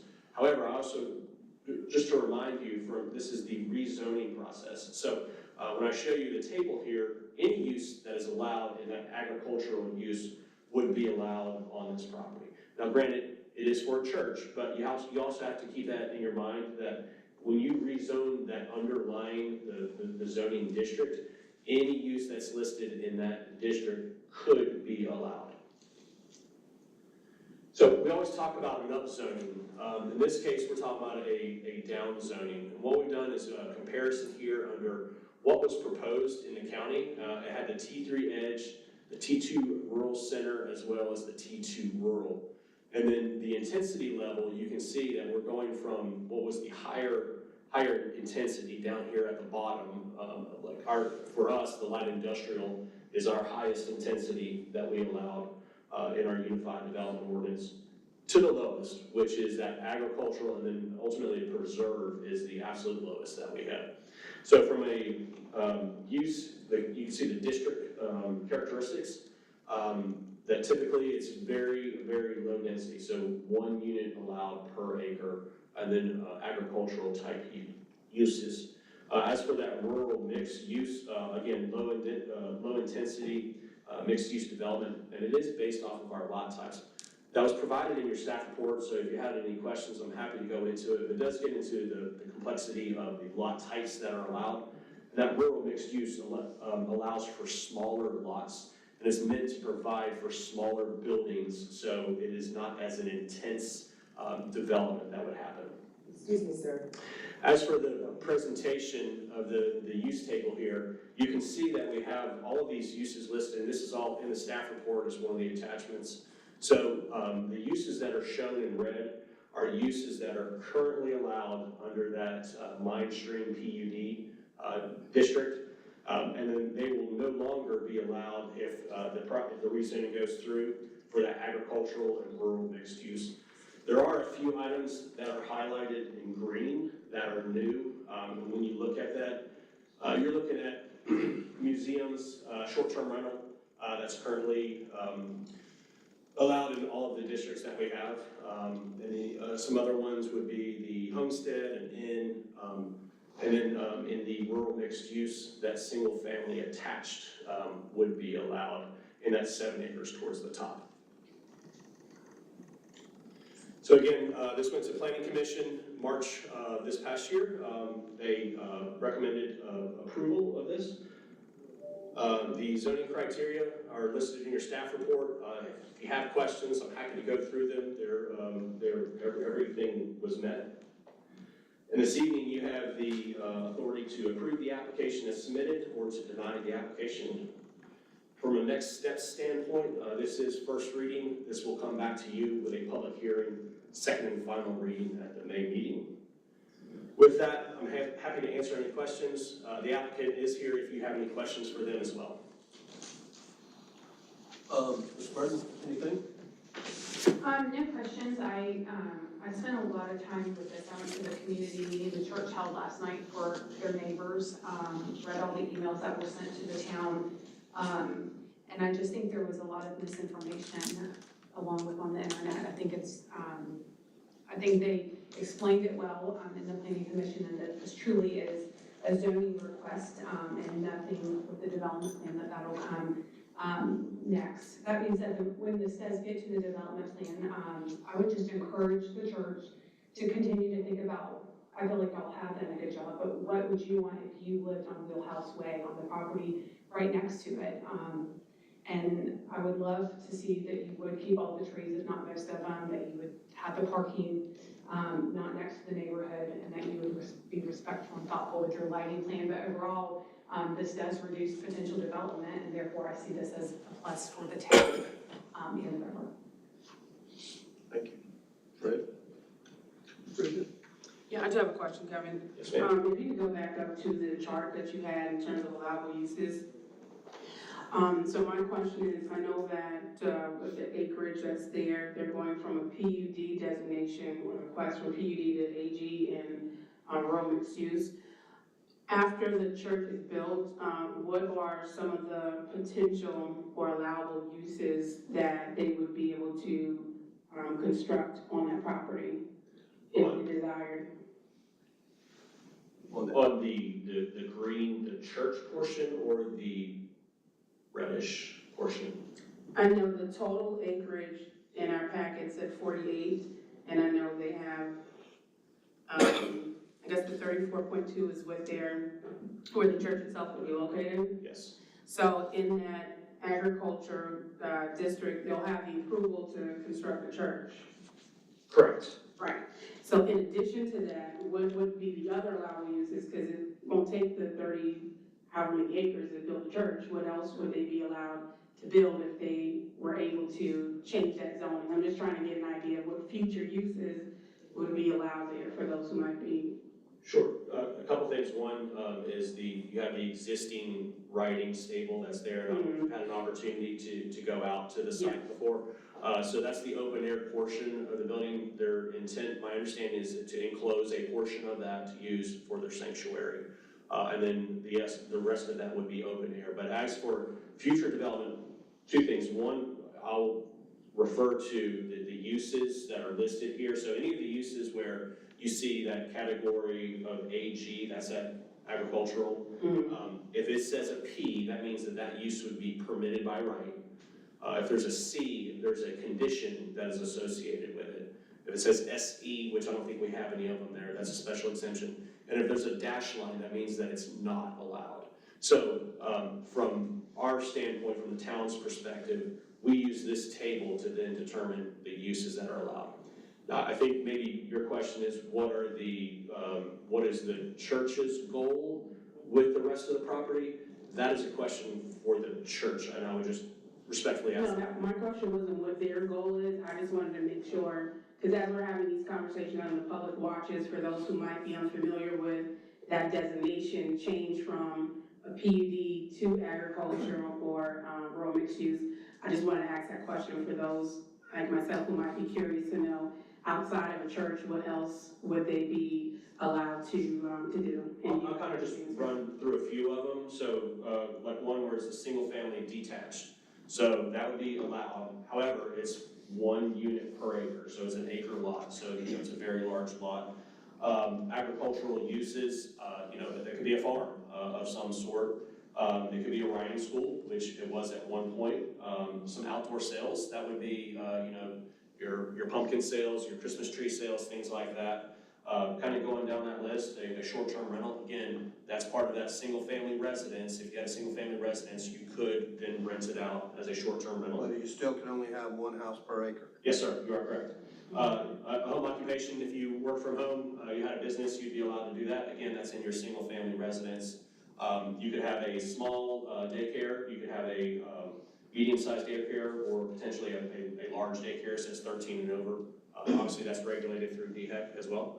Other items include a nursing home, you have a campground, a golf course, recreational facilities, and that's conditional, depending on what the conditions are listed. Cemetery, a government building, parks, museum, religious assembly, a school, utilities, that's pretty much allowed throughout all districts. An artisan workshop, and then a cell tower. This is a research laboratory, which is very generic category that we have, which is allowed in that district as well. But as you can see, everything else is roughly not allowed, or just the conditional ones that I did not discuss. Thank you. Yes, ma'am. Yeah, again, it's a downsizing, downzoning, and if they were gonna do some of the permitted uses, they would have to be careful what they do, because if they go commercial-wise, for example, trying to make money, I mean, that would play into what they do as a church, would it not? They try to have business activity there of some kind, outside the bounds of their nonprofit status? I'm not sure, can you repeat that question? Well, again, like if they wanted to put, where did I see it? Let's see. If they wanted a commercial child care center, for example. Yes. Okay, would that still fall under business, or would that fall under their nonprofit status? That would fall, my understanding, it falls under the church's status. I believe that churches are allowed to have the daycare centers. Again, that would be a question for the applicant, if that's one of their programs that they do. I know a lot of churches around here do have child care programs, which typically your church service and your child care is not happening at the same time. So from an impact of the people that are there, it would not be at the same time, minus, kids' church.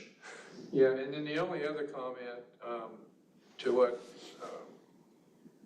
Councilwoman Emily was talking about, is the road, I believe, is owned by the church, Meadow Drive.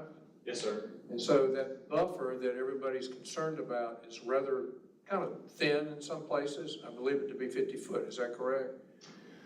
There is a buffer, my understanding, there's a buffer for the landings. So the landings is in its own planned unit development, and a requirement is that they are required to have a 50-foot buffer on their portion.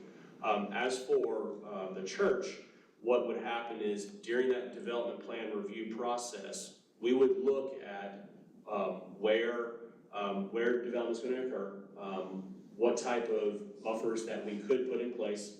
We would have to work with the existing roadway, so that might mean that the road as it is stays there, and then we put the buffer on the other side of the road to then lessen the impact for development. That's the key. I think the most important thing one of the most important things they were concerned about was their buffer. Yes, sir. And I get that. Yes, So, sir. yeah, I think, okay, thank you. We would work through that as well as the lighting through that development plan process. All right, thank you. Yes, sir. Anything else from council? Okay, we have a motion up here or something. There you go. Would anybody like to make a motion? I'll make it, Mayor. I recommend to approve the request for approval of an amendment to the Town of Bluffton official zoning map to rezone 2 parcels from planned unit development to agriculture and rural mixed use. The subject parcels consist of approximately 43.31 acres and are identified by tax maps R610, 036, 000, 0014, 0000, and R610, 036, 000-014B, 0000. Second. Any discussion? All in favor, say aye. Aye. Aye. Thank you, Kevin. Yes, sir.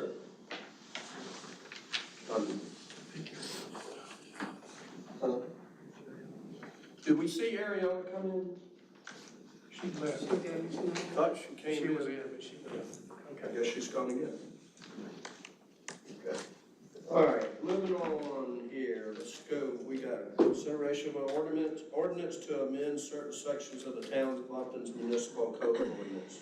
Chapter 23, the Utilized Development Ordinance. Article 5, Design Standards, Section 5.4, Wetlands, Section 5.10, Stormwater, and Article 9, Definitions and Interpretations, Section 9.2, Defined Terms. Kevin is back up there. Yes, sir. As you remember, at the March Town Council meeting, we held a workshop to discuss multiple items. One of them was the wetlands buffer that we referred to. I won't go into too much of the background, but as we stated before, that this was something that previously was a federal requirement that the states used in order to determine buffering for wetlands and then just the impacts on wetlands. So with these changes, the state is now responsible, state and local governments are responsible for making those determinations. Again, what we're proposing is a temporary fix while our watershed management department is going to work on a more comprehensive approach to the buffer requirements around wetlands. So with that, the items that we referred to dealing with wetlands was we provided a cross-reference in our stormwater section to talk about how section 5.4 relates to 5.10. Also, the new section will require that 25-foot minimum undisturbed buffer against the wetland boundaries, and then the definition of wetlands. Some of the things that we had talked about in the past, and I've actually reached out to engineers and environmental consultants. So what's in your packet was updated from what was in front of Planning Commission. So the Planning Commission, they did make a recommendation to approve. Give me a second here, I think. I'm sorry, I forgot to put it in here. But what they did was they asked that they provided not only just using the wetlands inventory map that we have, but to also allow for for a surveyor to provide an opportunity to delineate where wetlands are located. So what we did was we took it a step further to state that you could have, you could use a national wetlands inventory, or a wetland exhibit prepared by, certified by, as accurate by a professional environmental consultant, which would be within 12 months of the date of the application, or a set of drawings sealed by the registered land surveyor, which is dated within 12 months of that application. What that does, it gives an opportunity for someone to either use the wetlands inventory map or to use a consultant to provide a more accurate wetlands if they believe that it is incorrect from that wetlands map. We also have some provisions in there that, that allows for some flexibility for utilities if they needed to go into the buffer and or the wetlands, which is not inconsistent of happening through development, that there is flexibilities that allows the UDO administrator to review that to determine if it is acceptable.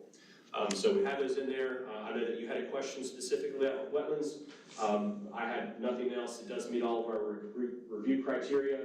This evening you could, this is first reading, so you can approve the application as submitted, approve it with amendments, or to deny the application. And then again, this is first reading this evening. We'll be back in front of you for our second final public hearing at the May meeting. And I can answer any questions you may have. Questions from council? So yeah, my question, Kevin, with this issue, the current, or the proposed amendment here, is this applicable to all lot sizes or lot sizes that exceed a certain amount of acres? It's for all, it's not necessarily the lot size as it is where wetlands are located. So, you know, if you use a square box and a wetland is taking up a large portion of it, there would still be a buffer around that portion of the wetland. Again, we talked about flexibility of allowing for certain utilities in there. If it deems someone that was just completely, you know, couldn't build based off of these requirements, we have a variance process that they could go through. And if they determine that there is a hardship, which, you know, if a buffer that's imposed on something like this is determined as a hardship, then there's a possibility that they could receive encroachments into that buffer. But that's on a case-by-case basis, and it's really difficult for us to cater an ordinance to one specific property. Thank you. And I asked that only because some of the concerns that were brought up from the last time, I think it's very important, and I'm glad to see that we're getting ahead of trying to create our own protections around wetlands, particularly as it affects areas that are in our general residential district, particularly, as say, that Buck Island, Simsville area, that do not have the protections people may get through like a POA or HOA, or if it's in Old Town, people can see it, but getting ahead of this is very important for us, because even in the slightest of rainstorms, those who are building up properties that are wetlands that shouldn't be built up, it leaves those around them yards like ponds. Yes. And so we need to have protections in place that kind of deter that from happening, but give those residents who are affected by that those type of protections too. So with that comment, I wanted to also ask, I don't know if we do have it, I would like to suggest us look into it if we don't, but do we have a map for the town of Bluffton limits where wetlands exist that we're able to kind of monitor when people may be trying to circumvent whatever our processes are in building up on something that is a known wetland, but if they're sneaking in at night and like piling up dirt and saying, well, no, it's not, how are we able to kind of gauge whether it is or isn't? So the National Wetlands Inventory Map, it's a living document because wetlands do move. So we would use that map, we would cross-reference it with just like visuals. Like if we go out there and we start seeing that development is happening, we'll be able to then determine, and we could take that extra step to look, to determine, is that area a wetland? Our watershed management staff, they have the ability to then kind of just eyeball it to start with, and then if we need to, we can have a surveyor or a environmental consultant to come out to assist us to officially delineate where that wetland is located, and then take the necessary steps of enforcement from that. So we have the national map. I'm asking, have we used that map to identify, just like we know all the contributing structures that exist, have we used that map to identify what the existing wetlands in Bluffton are? We do, and then we also rely on surveyors when they're making their surveys, that they, if they have a specific portion of property, they will show the wetlands as well. So we use that as recorded documents. Yeah. Thank you. Fred? No, thank you. Ms. Burton? No questions. There's a motion on the table there. Is anybody interested in making it? I move to approve the amendments to the Town of Bluffton Code of Ordinances, Chapter 23, Unified Development Ordinance, including Article 5, Design Standards, Section 5.4, Wetlands, and Section 5.10, Stormwater, and Article 9, Definitions and Interpretation, Section 9.2, Defined Terms, as recommended by the Planning Commission with staff revisions. Any discussion? All in favor? Aye. Thank you. Thank you, Kevin. Moving on, we are approval to authorize a task authorization to J. Bragg Consulting, Inc. for engineering services related to the comprehensive drainage plan improvements project. Physical impact $231,107.04. Ms. Kim Jones, welcome home. Hello, sir. Mayor, with some indulgence from you, I'd like to take a moment to address council and executive staff and my team directly. It's been about 6 months, in fact, since I've stood before you, as I've been through a long recovery and continue a long recovery from a traumatic brain injury from an accident in October of last year.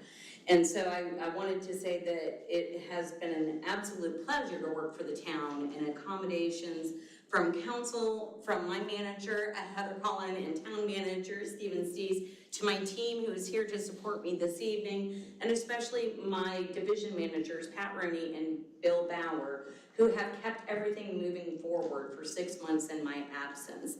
I'm very, very thankful for each and every one of you and your support. I also want to say, fortuitous, it's April 9th.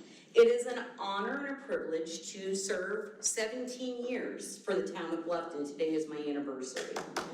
So thank you very much. And I'll wrap it up because I'm between you and consent, and I do remember that. I do appreciate the love and support from all my teammates, and this is why everybody loves working for the town of Bluffton. It truly is your work family, and I couldn't do it without everyone's support, so thank you very much. With no further ado, I'm standing before you this evening bringing forward a fiscal impact project of $231,107.04 and asking you to please authorize the town manager to issue a task authorization to the consulting firm of J. Bragg for engineering services to begin comprehensive drainage plan improvements. Just some quick background, and I recognize sometimes red and yellow aren't easy to see. The red area is representing what we call as a smaller watershed, the Crooked Cove area. Geographically, we're talking about the area, help me, Dan. Brook Island, Simmonsville. Thank you. And then Girard Cove, which is a much lesser known cove, the yellow area, this is around K Hills. If you're thinking Crooked Cove in that area, Girard Cove, or I'm sorry, Crooked Creek in that area. So background is fiscal year 23 to 24 strategic plan included direction from council to start work on comprehensive drainage, as well as inclusion of 24 fiscal year work to do so. If you recall, last year I came to you with Dan's results from the Hayward Cove drainage study that did an asset of stormwater management drainage asset inventory, assessment of functionality, and then potential improvements to that drainage area, and identifying who owned those assets and with whom perhaps we should be working to either upsize a pipe or do improvements. Because of everything we've learned from J. Bragg through that process with Hayward Cove, we are considering using J. Bragg again for this next phase of work for both the Crooked Cove and for the Girard Cove area. Under this task authorization, I'm not going to read through all the bullet points. You can see the potential job duties that they will be performing. The one thing that I really do want to point out on this, though, is this is a 2-year project. And so specifically, right here, this one, included in this task authorization is preparation of the master planning report solely for Crooked Cove in this fiscal year, doing the flow monitoring for both coves. But then what we will ask, I'm jumping the gun here a little bit, is ask for funding in 25 to come in and do that master report for the remaining cove. It's just a matter of spreading out the work and the money. So background continued, the cost for this is about $200,962. We're asking for a 15% contingency of approximately $30,000.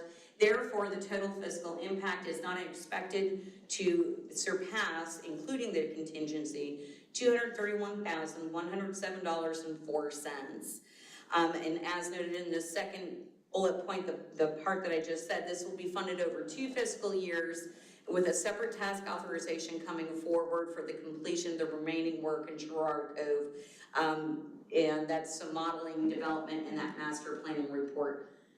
Hopefully that won't come back to you. Hopefully we'll be under $100,000 at $90,000, right? But if it is $100,000 or more, we'll be back. So our recommendation is that council authorize the town manager to go ahead and issue a master service agreement under existing contract number that has gone through our procurement process, 2021-55 with J. Bragg for the total of $231,107.04. I'm gonna stop saying that over and over again.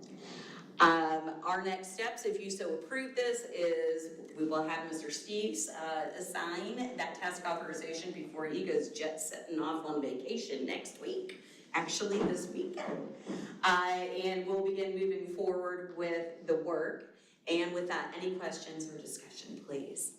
Ms. Burton, any questions for? No. Yes, sir. Go ahead, Fred. Kim, you come back asking for money again. Keep up, I'm asking for more.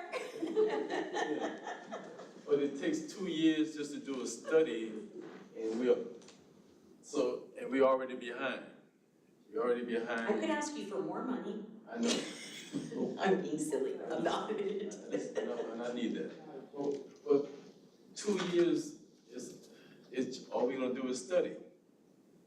So when we come back here to this one, under this existing task authorization, yes, there are a lot of boots on the ground because they're walking from where these ditches and sometimes creeks are interfacing, joining the May River and walking them all the way back up to the study area boundary, which is delineated by the red and the yellow. So along the way, they're taking GPS coordinates of every structure, whether it's a pipe, whether it's an inlet, which thankfully there's not a lot of that in this area, because especially in the red, you can see not terribly well in this visual, but there's not a lot of infrastructure there. It's not a planned unit development with a lot of inlets and ponds and things like that. We only have a couple of ponds here. So in addition to the time in doing that analysis of what's there, then they're also doing the assessment of what's there. And then, believe it or not, that's not so much the hard part, it's the modeling. And it's running different storm conditions and rain conditions through, say, a pipe that's 50% occluded. What kind of storm is it gonna pass? Not a great one, let me tell you, it's gonna back up and it's gonna flood upstream. But if we got, say, let's just pretend it's DOT's pipe. If we got DOT to clear that pipe out and we got it back to its full conveyance capacity, let's say 90%, there's always some sludge in the bottom of something. What storm event will pass through it? Is it enough to prevent upstream flooding? If it is, we need maintenance. If it isn't, then what kind of pipe needs to be put in there? So for instance, the flood prevention project that occurred on Buck Island Road near Mr. Jenkins' house was a flood prevention project, right? That's why we upsized those pipes. DOT did not do it to pass large rain events. Granted, it's a wetland on both sides and it goes back and forth, but at least when it gets headwater against pushing it, it's gonna go across the street and into the wetland instead of flooding Mr. Jenkins' house. It's the modeling that takes a lot of time, because you're running all these different types of scenarios and trying to decide if you tweak this, what happens upstream, downstream, and then coming up with some cost analysis. So, Mayor, can I follow up with Mr. Hamilton? As they're going through and they're doing the boots on the ground before they get to the modeling, to go along with what Mr. Hamilton was saying, can they relay some of those things that we can do and give us kind of a task list ahead of time before they give us the report? beautiful segue, thank you, sir. Including lessons learned from working with this group before. This is one of those lessons, that there was a lot of maintenance between the county DOT and private developments and the Hayward Cove that just hadn't occurred. So certainly we can definitely get that list as they're working through it and start notifying asset owners of required maintenance and putting them on notice. Definitely. So that would allow us to make some improvements before the 2-year time, before we get the study and all that kind of stuff to go along with. Maintenance, yes, sir. Maintenance just always needs to be happening. Does that help you, Mr. Hamilton? It helps, but we need to put that in writing.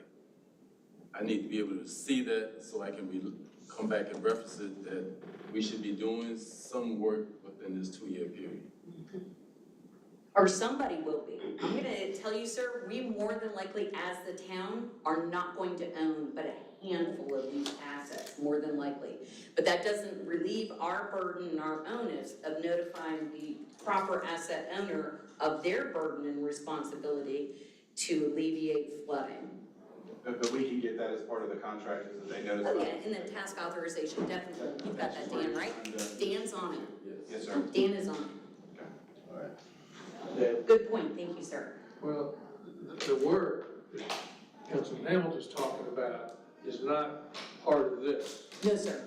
And that's a budget item. Yes, It's sir. not, so that's something that you would have to bring back, saying this is our findings and this is what we need to be budgeting to pursue the remedies, correct? Potentially, sir. Potentially, yes.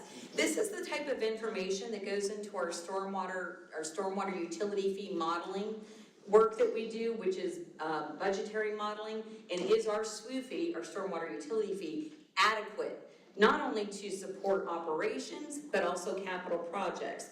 Capital projects that improve water quality, such as the sewering work that we're doing and connecting in the historic district, as well as prevention of flooding. And so when we start running those financial models is when we will then go back to, like the last time we did, go back to WAPAC and say, look, we're running in the red soon. If we're trying to do all these water quality projects, we're not gonna have a sufficient fund. So yes, sir, running through that different type of, which is done in months as part of budgeting to finish that up. So this would be, won't be 25, I'm asking you for money for this. It'd be 26, I'd be asking for money potentially. All right, so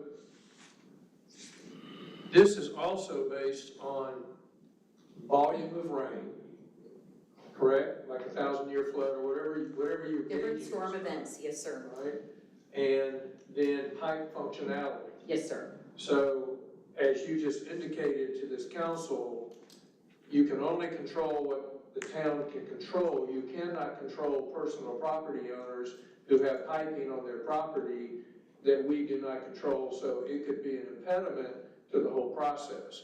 So if that's the case, and it doesn't fix the money that we're allocating for the study because of unintended consequences being property owners, what I just claimed, how do we remedy that to tie into what we would need to do to make the functionality work? Off the top of my head, and it's clearly off the top of my head, I would say you go to your municipal code and you say, are you creating a nuisance situation by not performing maintenance, and you go after them from code enforcement. That's clearly off the top of my head. That's a whole other animal, isn't It is a whole nother animal, yes, sir. Then give me an example of when piping would be on a private property. I'm just going by what she said. It is passing through private property. Ditches are going through private property. From ditches. Coves, ditches, or what? And say somebody has a makeshift dam to get from one side of their property to the other, it causes a blockage, telling them you've got to get that out of there. You're creating a dam upstream that's causing. So there are private property issues, yes, sir. But you had mentioned the word, to his point, you had mentioned the word piping, not just the town. He said what the town owns, and he said piping also. So is his point, for clarity, not to.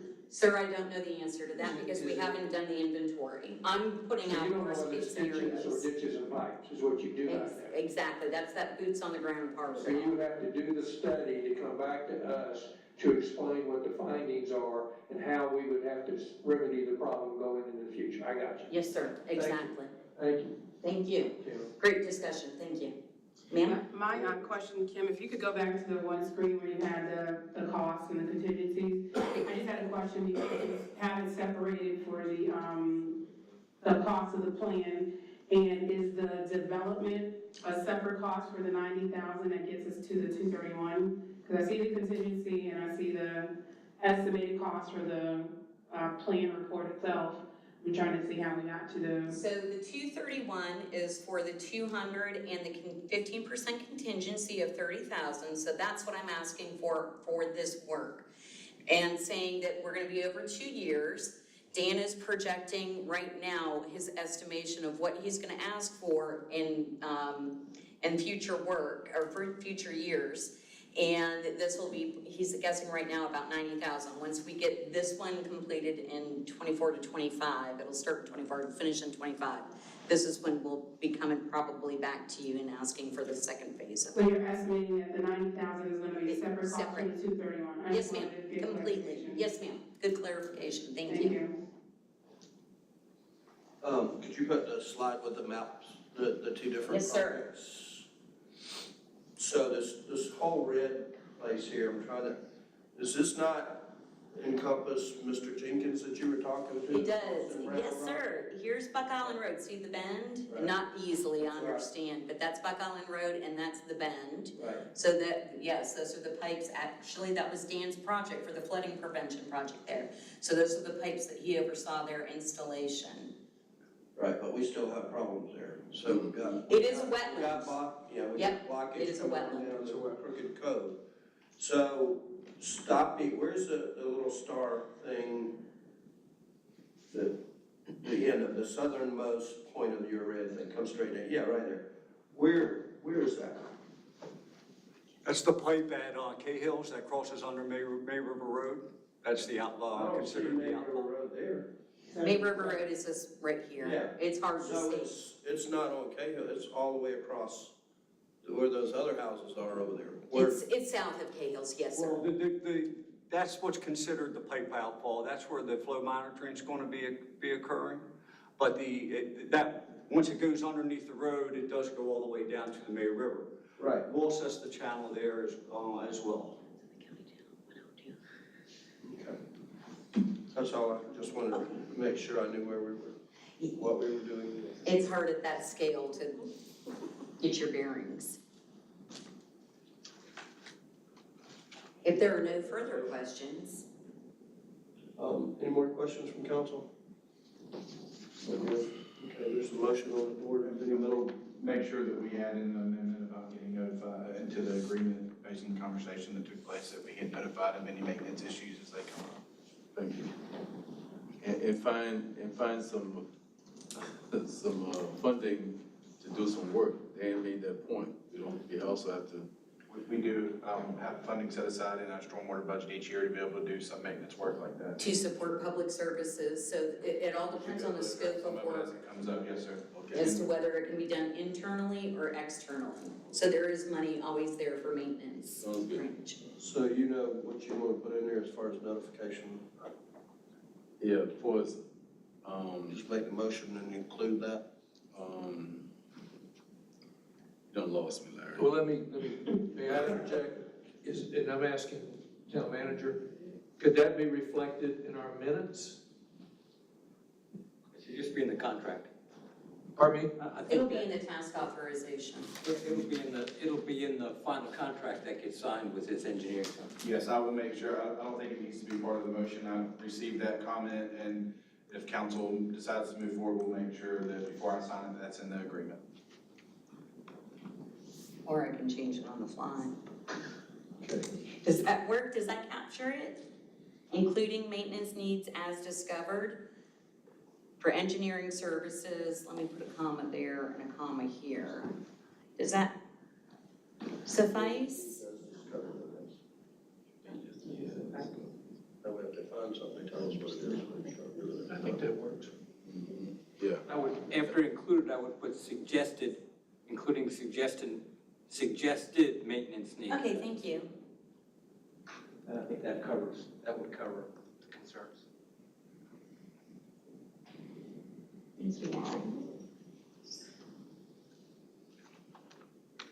Is there a motion? I'll make the motion, Mayor. I move to approve authorizing the town manager to issue a task authorization to J. Bragg Consulting, Inc. for engineering services, including suggested maintenance needs as discovered related to comprehensive drainage plan improvements project with a fiscal impact of $231,107.04. Is there a second? Second. Any discussion? All in favor? Aye. It's unanimous. Thank you, Kim. Thank I'll you go all. anywhere. I'm not going anywhere now. Next up, You got me for a while, right?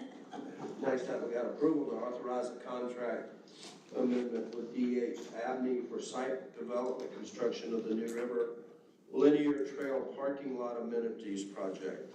There's a physical impact of $129,338. Kim? Yes, sir. There's a lot of background information on here. I'm not going to read all of it to you, but as you recall, we, out of the New River Linear Trail, are doing not only parking lot enhancements, but we're also including amenities such as a new restroom, lighting, water utilities, an electronic entry gate, and security cameras because it is remote. We awarded a contract, or y'all awarded a contract to D.H. Abney back in February, contract number 2024-36, for the amount of $58,222.20 as a general contractor to install the prefabricated restroom, as well as running that conduit from a well. This will be well water. If you remember that discussion with former Mayor Zolka, we will have a sign out there informing people that it is well water, but it will be potable. So fine for people to drink, fine for animals to drink. And power poles to the restroom. We followed all of our purchasing ordinance guidelines and awarded that contract. The reason we're seeking a change order on this contract to include the electric gate and the security camera infrastructure is to ensure that we have the same person on site doing all of this work instead of bringing in different contractors, paying different mobilization fees and what have you. And this way we will have it all ready to plug and play, if you will, as it is all interconnected into the restroom itself. By doing a contract amendment, the benefit to the town is gaining efficiency in having the same contractor on site. We're gonna save time and cost savings, potentially, definitely time and not having to rebid it. And mobilization, as we mentioned, and he'll have equipment on site for overhead entrenching and the electrical and other work. So this is what is being fabricated right now for our prefabricated restroom at the facility or at the trail. And just to give you an idea, here's Oakdee Highway 46, help me, Constance. Yes, ma'am, Highway 46, 170 Circle is up to the north there. Okay, So this way. It's this between the direction. two heritage entrances, two heritage community entrances. Perfect, thank you. So just to give you an idea of, I realize at this scale it might be a little difficult to read, but what's going where, we have running the conduit in the green, as well as the restroom itself being here in the blue. Here's the well over off to this side. Obviously, we have the parking lot out there already, and then some other different types of conduit that are being run. Conduit to a gate opener, conduit to the base of the pole, 2-inch conduit around the area. So our request is that you authorize the town manager to execute a contract amendment with D.H. Abney for the New River Linear Trail parking lot, and include a 10% contingency in the price so that our total fiscal impact, which is still within budget for this fiscal year, is $129,338. If council approves this, our next step will be to have the town manager go ahead and sign off on the contract amendment, and we'll get that going with DH Abney as they're on site getting ready. I have one question, then I'll let everybody else. Why, we approved this last year, correct? February of 23? 24, February 24, I don't know. You're correct. Lisa was here, Lisa was mayor when we talked about this and approved the rest. That's a typo, you have to start good memory. I don't remember. I mean, I know it's been a long time. 23, sir.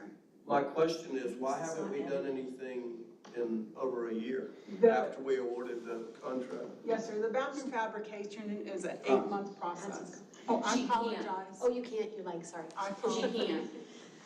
Tell me and I can do it. No, the bathroom fabrication is an 8-month process. Heard you on that. Bathroom fabrication is an 8-month process, so it has been ongoing. It's just not, it's getting ready to be shipped here because it is prefabricated. So while not, maybe something's been happening on site, the bathroom commode has been built off-site and will be transported down here. So now we gotta get in there and get everything ready to receive it and put in those electronic gates, the security cameras as well. So we're getting the site ready for the commode to come soon. Has the well been put in?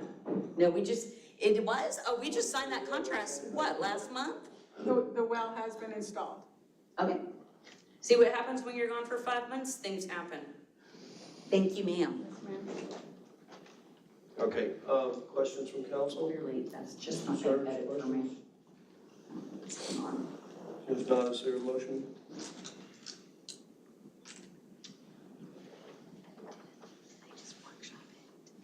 Anybody want to make a motion? Sure. I'll make a motion. I move to approve authorizing the town manager to enter into a contract amendment with DH Abbey for site development construction of the New River Linear Trail parking lot amenities project for a fiscal impact of $129,338. And I second it. Any discussion? All in favor, say aye. Aye. Aye, that's unanimous. Moving right on. You only got Restroom to, where are we going? Consideration of a proposed lighting agreement with Dominion Energy for the Wharf Street lighting project. Fiscal impact $153,648.58 over a 10-year. Very specific. I said it's very specific. Over a 10-year term. Okay, Bill? Yes, sir.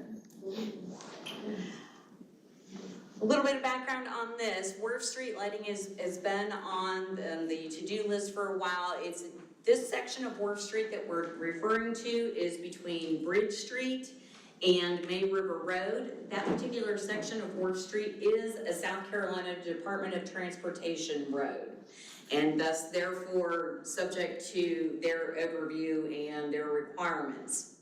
We requested Dominion, as they took over from SCE&G, to install lighting along the corridor to meet one of council's priorities of improved pedestrian safety in the pathways. We're scheduled to put in 18 Shepherd Crook LED lights that match the existing features throughout the historic district, and this particular project is within budget for 2024. One thing that I am going to point out to you on this one, because it carries through to a couple of the other lighting contracts, Charles worked with Dominion to change a standing sort of carte blanche policy that they established that we had to pay for the poles over time, where prior to SC&G, we were able to purchase the poles up front. Dominion has considered this and has provided us cost comparisons between an upfront cost for purchasing the hardware or dragging it out over the 10 years period. So this particular agreement has the town paying up front because we do have the cash flow. It's still, as I said, within budget and within budget for the year. And then this, in the end, actually saves the town $47,901.02 in the future by not financing that over 10 years. And what we're doing is with our future lighting contracts is getting this cost-pairing analysis of upfront cost to financing cost, and then working with our finance team, with Natalie and her folks, of do we have this money within budget? If it's gonna save us so much money over time, it makes sense. It makes sense. It's fiscally responsible. Oh, one quick thing. Dominion will own both the poles and the lights and will maintain both of them as well. So in the future, all we'll really be paying for, and some pictures of what we're looking at, walk through the historic district, it's going to match what we currently have. In the future, we will only be paying for our electrical use, which is reduced with the LEDs. So you said that we're gonna buy the poles up front, but then you said that they maintain ownership. Charles, We're not. this is we're not why you're here. providing- Please, sir, and thank you. Yes, ma'am. Isn't that what I heard? Right, so to clarify, the way the lighting agreements typically have been, or with Dominion, the way the lighting agreements, the way they structure them is to have the poles and the fixtures, all of the costs associated with the poles and the fixtures bundled into a monthly cost. And so that monthly cost can, for 15, 18 lights, can get pretty expensive. So a way that you can reduce your monthly cost is to pay for the poles and the lighting fixtures and the installation of all of those features up front. And so by doing that, which is what I'm recommending we do here, we save the town of Bluffton and the taxpayer about $47,000 over that 10-year duration. As far as ownership and maintenance, Dominion will own the poles and Dominion will own the light fixtures, so they'll maintain both, primarily the light fixtures. So if the lights go out, Dominion will be the ones to So if we're paying for them up front, how can they still Own them? I mean, if we're paying for them, so we're just So we're not buying the poles. Right. So we don't know. We're just paying for the cost of the poles up front when they purchase them. If not, they're gonna add that to a lease payment. I got you. And the lease payment is more than paying up front. So the lease amount for the poles end up being about $40-something thousand more over the 10 years than just giving them the cost for the poles up front. One way or the other, they're gonna own the poles and get their money. It's just a matter of whether they charge us monthly over 10 years or whether we pay for that cost up front. Well, the previous lighting contracts, we own the poles. And they own the fixtures. And So we pay for the poles. That was SE&G. And then they own the fixtures, and then we pay, I think, some construction costs to put the conduit in the ground, but they own the conduit and the wire. That's right. Right? That's right. So, and I'm not saying it's not the best method, and I know what you're talking about with the lease agreement, I understand that. But if we used to buy the poles and we own the poles, but now we're paying for the poles and we don't own the poles, I'm confused. I mean, are you saying that's just because we're paying upfront money that they don't have to, they're using our money as a bank, and then they don't have to, they bring the cost down on the monthly lease? It's not rolled in with interest payments and lease and everything else if it's over time. So that's where that money savings, is that a correct way to state that, or am I wrong? No, I think you're correct on that, and I think also too, with Dominion is gonna, the way they structure their lighting agreements now is they are gonna own the pole and the fixture no matter what. Whether it's a lease payment over 10 years, or whether we pay up front on the lease, if that makes any sense, whether we pay up front, they're gonna own the pole and the light no matter what. With SCNG, it used to be we could own the pole, but with Dominion, that's really not the case anymore. They've changed that over the last year or so. And we, instead of paying a monthly fee, we paying an upfront fee. But you're right, we still don't own it, but we paying the money up front, because of their change in the way they do business. They don't want us to own it anymore. They want to own it. And I can understand part of that because they have to service it. So, if we, it's a change of business, but the bottom line is saving $47,000 is I think it's good business too. Well, to your point, and you're making me think a little bit further on this,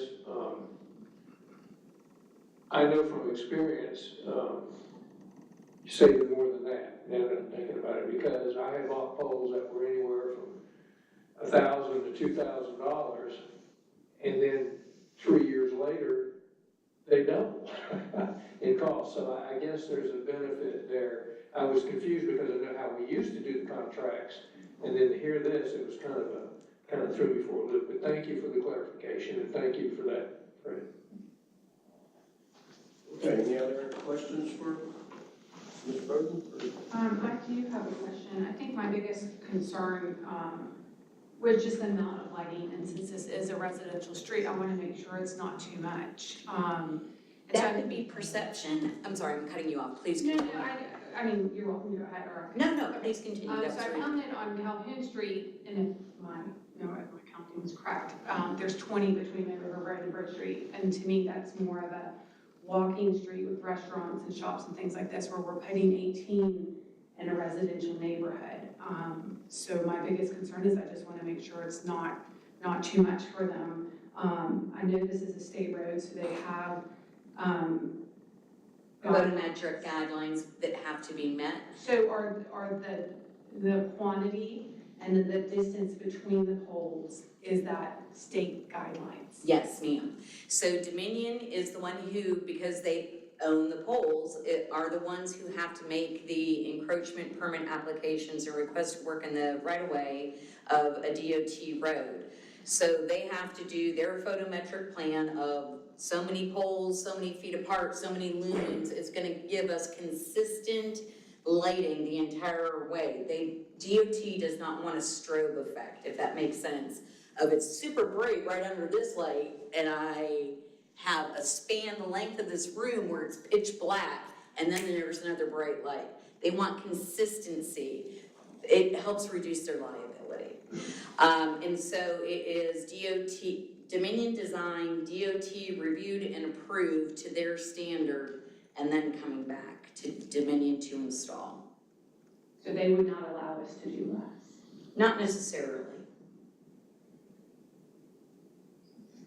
It's a great question. I think I just want to make sure it's not, I mean, if, my biggest concern is this goes in and then we have residents come back to us and. And more than likely we will. We've had it on every lighting project. We're used to it.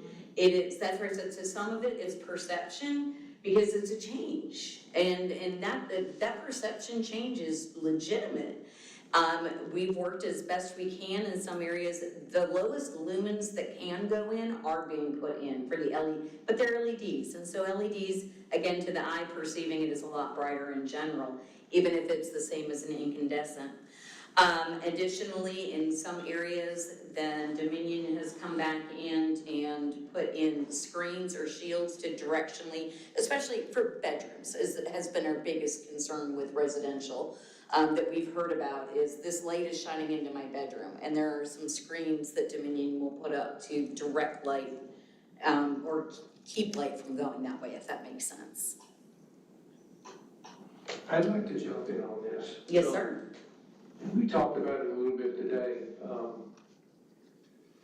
So what the caveat here is, it's a state road. And the question to me was, Calhoun Street and Boundary Street is where they're very walkable. It's where our tourists go, it's our business community. Those two streets are predominantly lined with businesses, and it makes sense. The parks are in between them, they're heavily trafficked walking areas. So you want to light them up adequately. The problem I'm having, and I think Ms. Burton is too, Councilwoman Burton, this is in the middle of a residential area. Now, I know that this council wants lighting improvements in the Old Town. I don't deny that, I support that.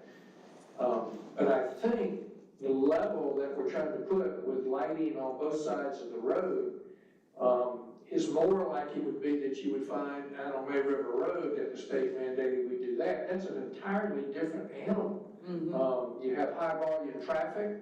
The speed limit is probably a little different than what it would be going down Wharf Street. So that's the biggest thing in my mind, trying to rationalize this, is what are we trying to accomplish? So I think council always envisioned, and somebody correct me if I'm wrong, Calhoun boundary, high traffic areas, lots of pedestrian foot traffic, light them up.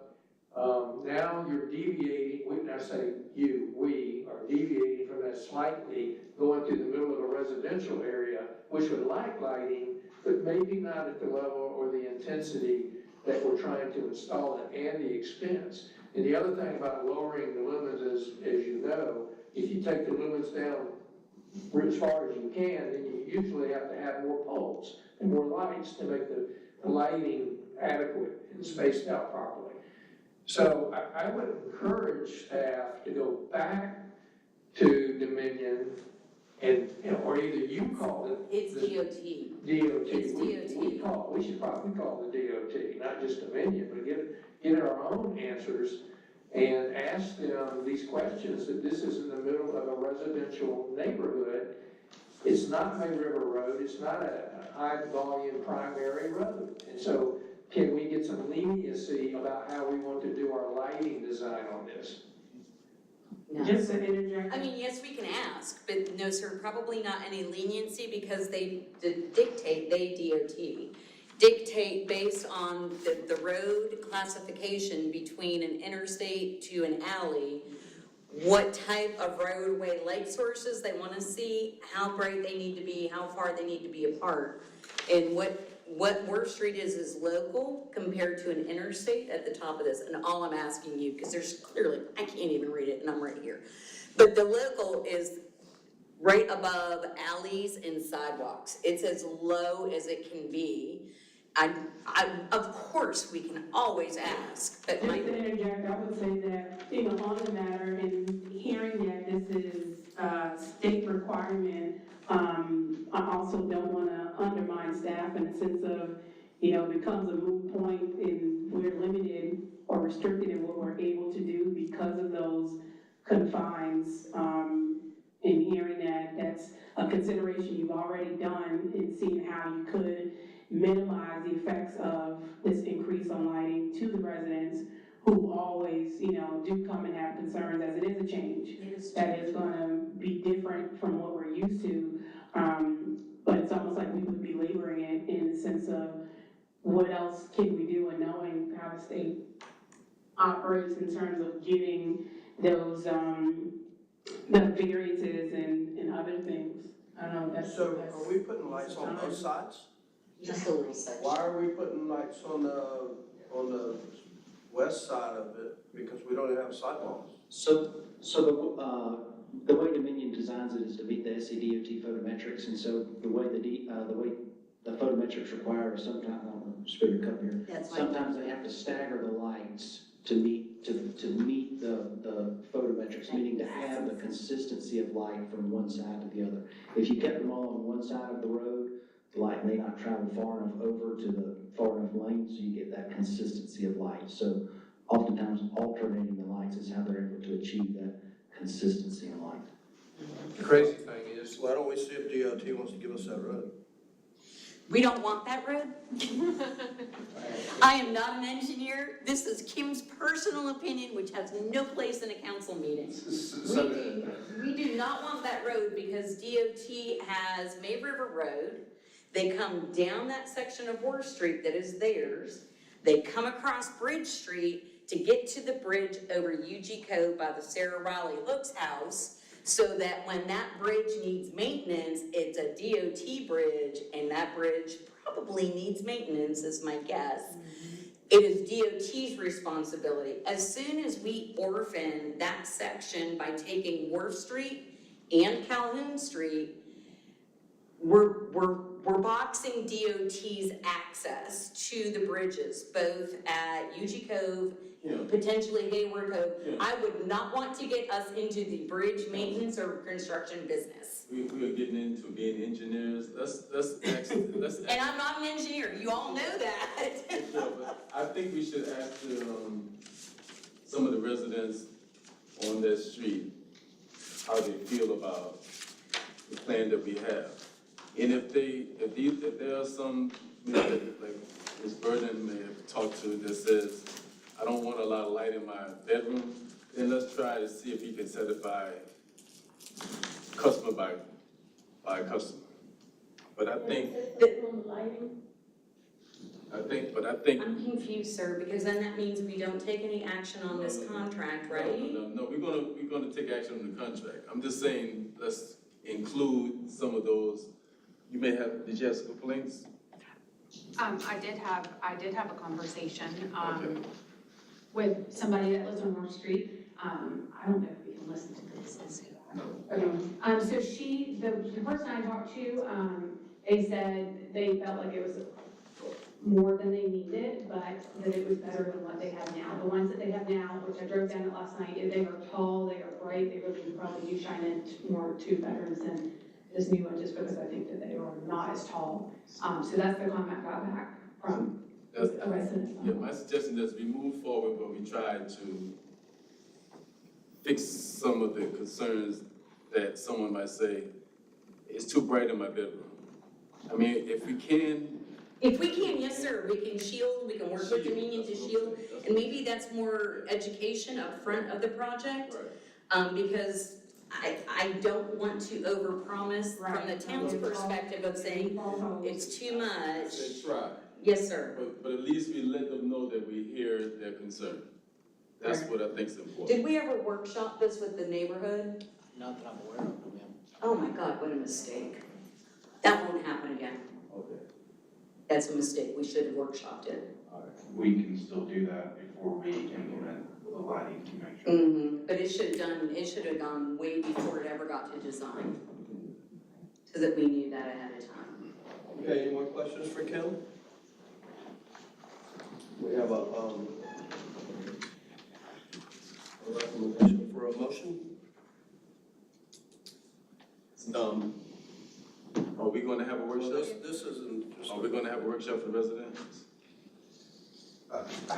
Are we, I mean, I'm not suggesting. I don't think we need to. I think we can do, I'm more than glad to do like a Q&A session and invite the residents, let them know we're gonna do streetlights and tell them to come in and we'll walk Project through. kickoff meeting. Yeah, kind of a kickoff meeting with the residents and send an invite and do that.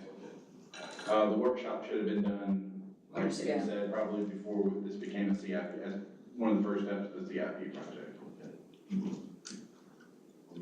Somebody? Recommendation, that's what we supposed to be doing, is this? All we're doing is authorizing Stephen, correct? Correct, should council decide to move forward, we'll actually go ahead and work with getting everything with Dominion to move this forward, and then set up a meeting with the residents as a kind of a kickoff to make sure we can try to address any concerns before the project actually, the lights start going in. We have at least I'm sorry, Charles, correct me on this, 8 to 12 weeks between signing this agreement with Dominion to the polls getting there. So we've got more than likely 3 months to get with the neighborhood, hear them, try and finagle something out of DOT, though, you know, I'm not gonna hold my breath on that one. But tell them what we can do, whether it's shielding and what have you. So this recommendation on here, this isn't a motion that we're seeing. Yes.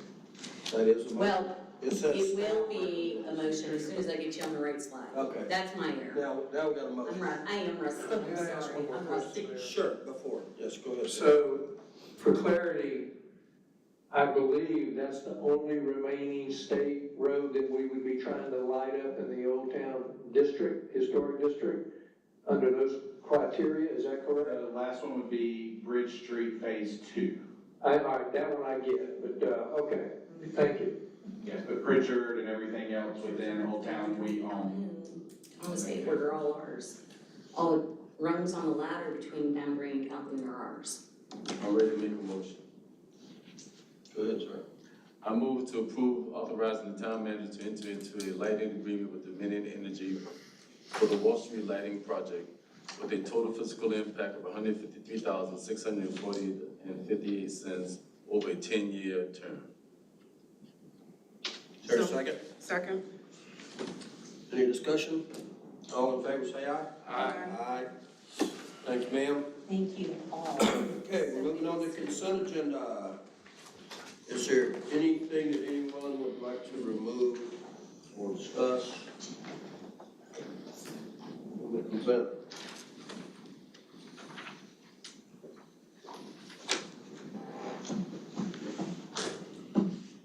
Any concerns? Is there a motion? Mayor, I'll make the motion to accept the consent agenda as printed in the staff report. Second. Any discussion? All in favor say aye. Aye. So we're moving right along here. Okay, is there a motion to go into executive session? So moved. For the purpose of set forth on. We are in executive session.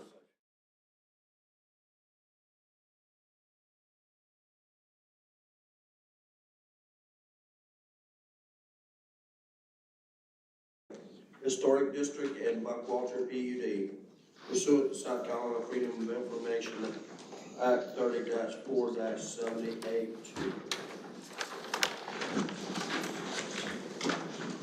Some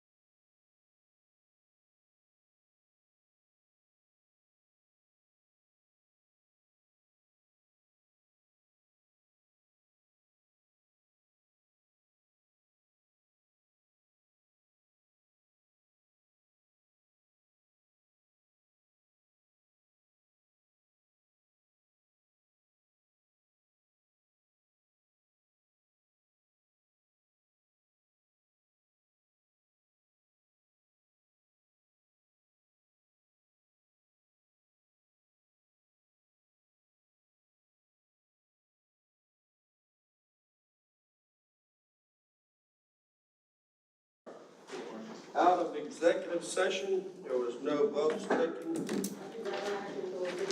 What else was that? Motion. Yeah, no motion made, no votes taken. And zero, motion to adjourn. So moved. Second. Second, third. We out of here. You ready?